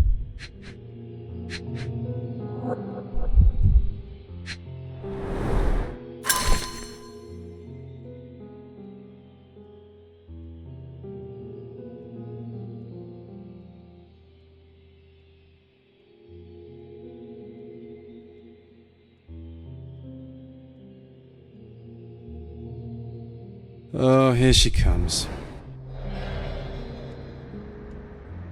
Sorry for making you wait, sweetie. I hope the wine has kept you good company. Oh, yes. I needed to wet my whistle real bad. Splendid, Harry. Bravo. Refreshing, isn't it? Now let me refresh your memory as well. I don't feel so well. As well you shouldn't. But don't worry. It'll be all over soon. It won't hurt. Much. At least not as much as when you and your friends forced yourselves on me. Not as much as when you ripped away my clothes, my dignity, my life. I've hated you with all my heart. But not anymore. Now I forgive you. Truly I do. Let me kiss you goodnight. Now, that would hardly be appropriate, miss. Wait, what's happening? It's time I drop my act. This beard is false. I'm not Harry Thorne. Oh, I see. You're from the police then, yes? Here to question me? There's no need. My name is Sherlock Holmes. I know that you killed Thorne's crewmates, and I know why. Well, Mr. Holmes, you can save your breath. I won't deny a thing. But please stop tormenting me with this farce. Do what you must. I will keep it a secret, but you do have to stop. How can I stop now after all I've done? I thought it would bring me solace. Stupid. It is too late.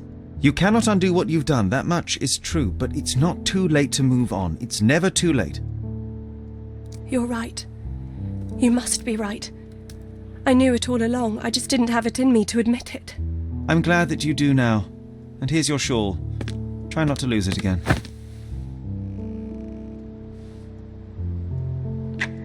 I won't. Thank you, Mr. Holmes. Thank you so much.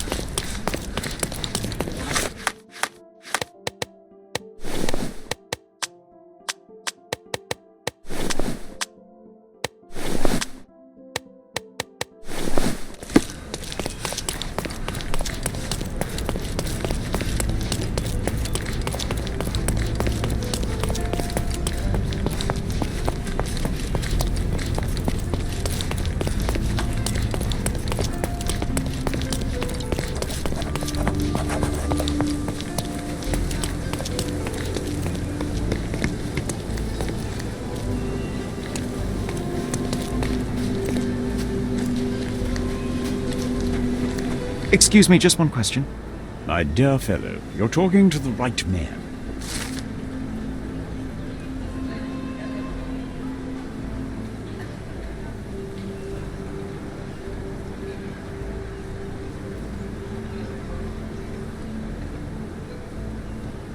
Informants, ciphers, exciting. Let's show your brother how it's done.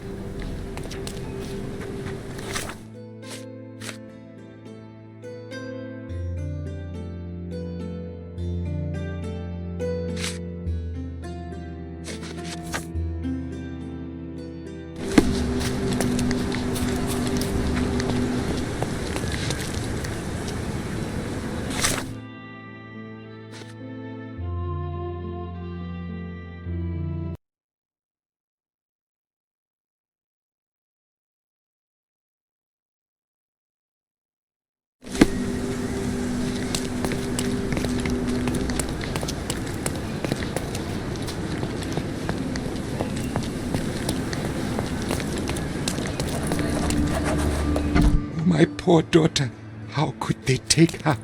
My Nakama.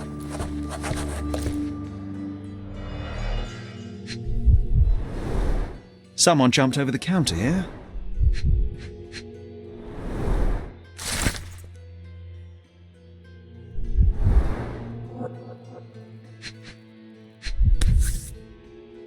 It's strange that it didn't break with all this rust.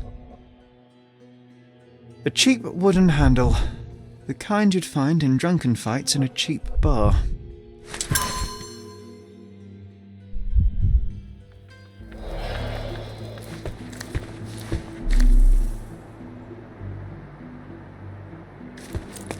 Oh, my blood.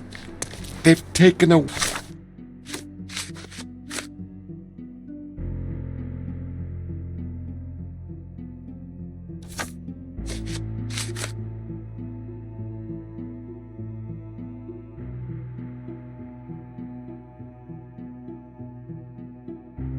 away my life. Nakama.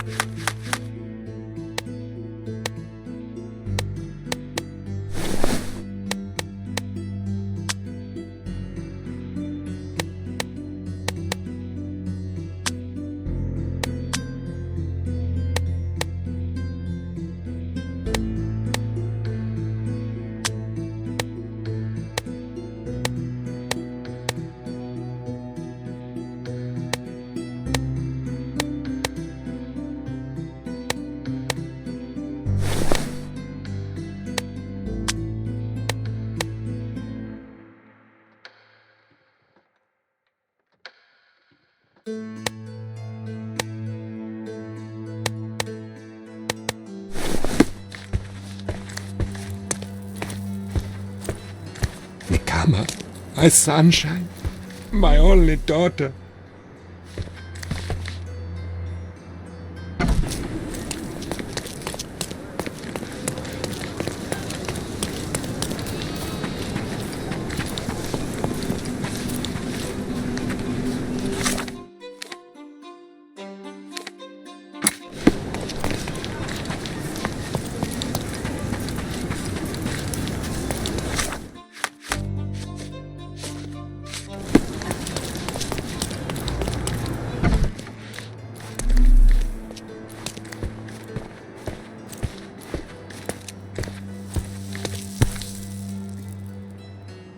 Part of a working outfit.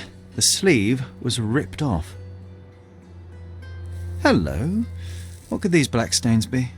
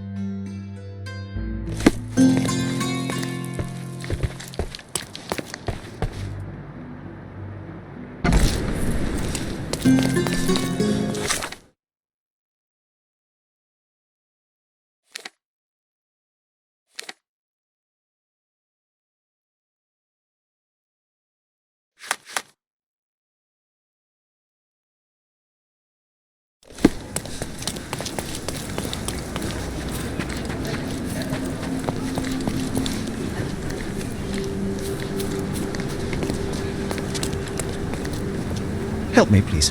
I've nothing to tell you.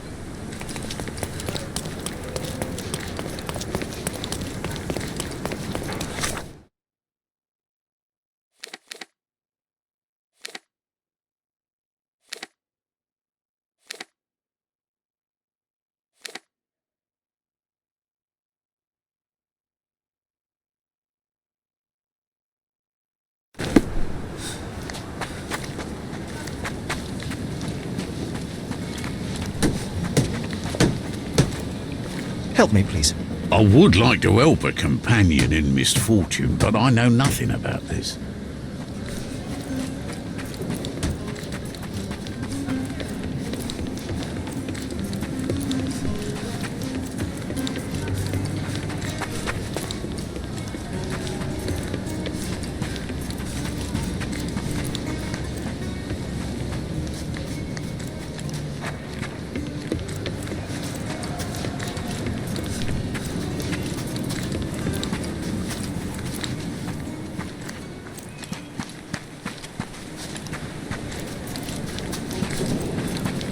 Bakın kim buradaymış.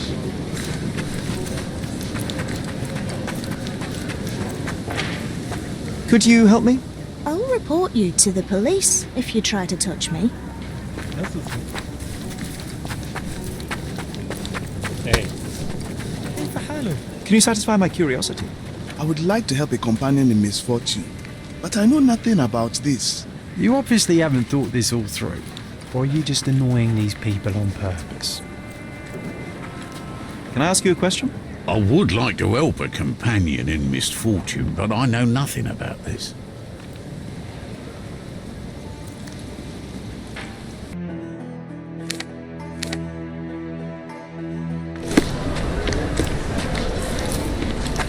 Have you seen the fresh meat?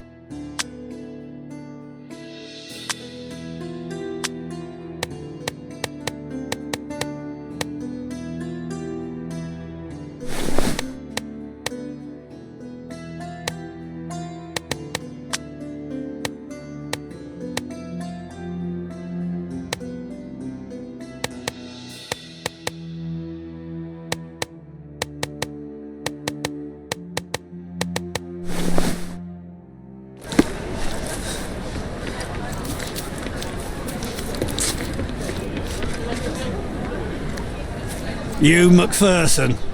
We've been waiting for you. You, McPherson.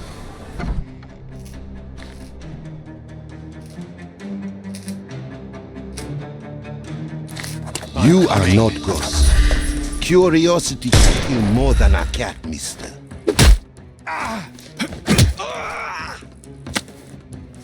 Don't cry, you'll live.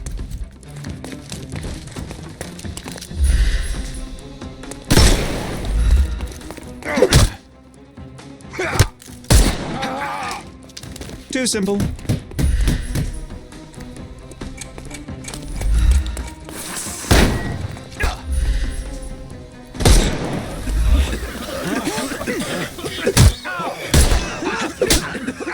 No more. Give him the pepper snuff. Take a rest, my friend.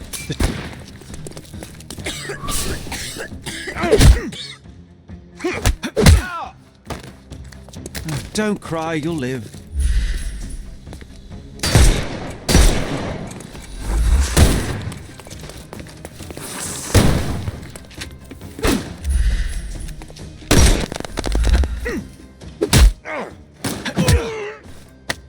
Take a rest, my friend. We can overcome the brute now.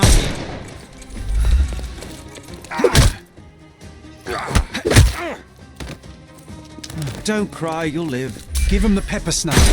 It's all yours now. Go for it.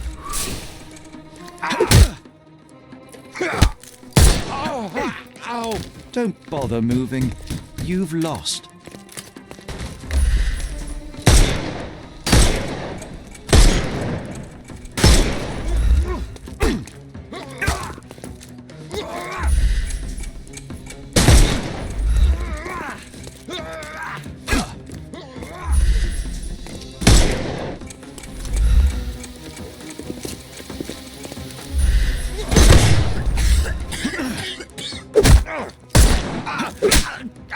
Take a rest, my friend.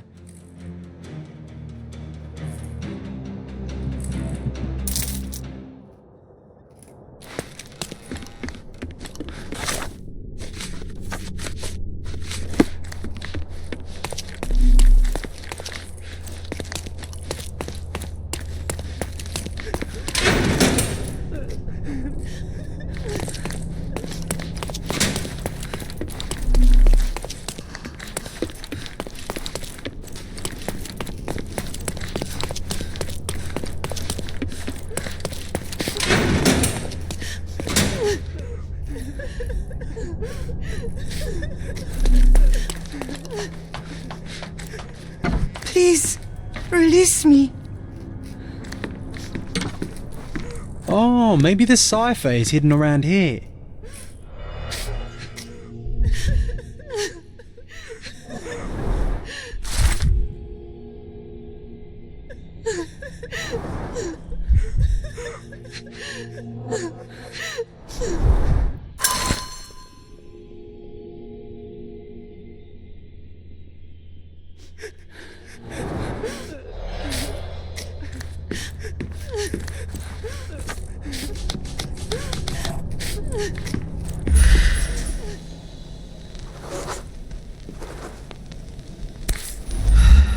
British Railway Guide, 1876.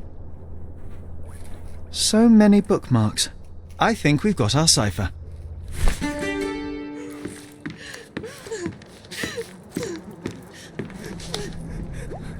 Miss, are you all right? Let me unlock your shackles. My name is Sherlock. What's your name? I will be all right. My name is Nikama. Nikama. I'm here on behalf of your father. I'm going to get you home. I suppose my father's faith was justified then. Miss, would you know how we can save the others? Yes, I can show you. Should we run now?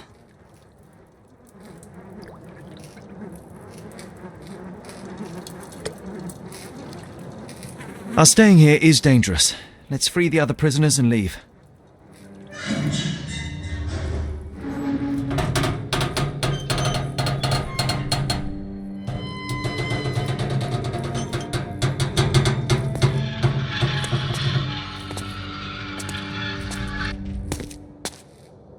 You've saved us.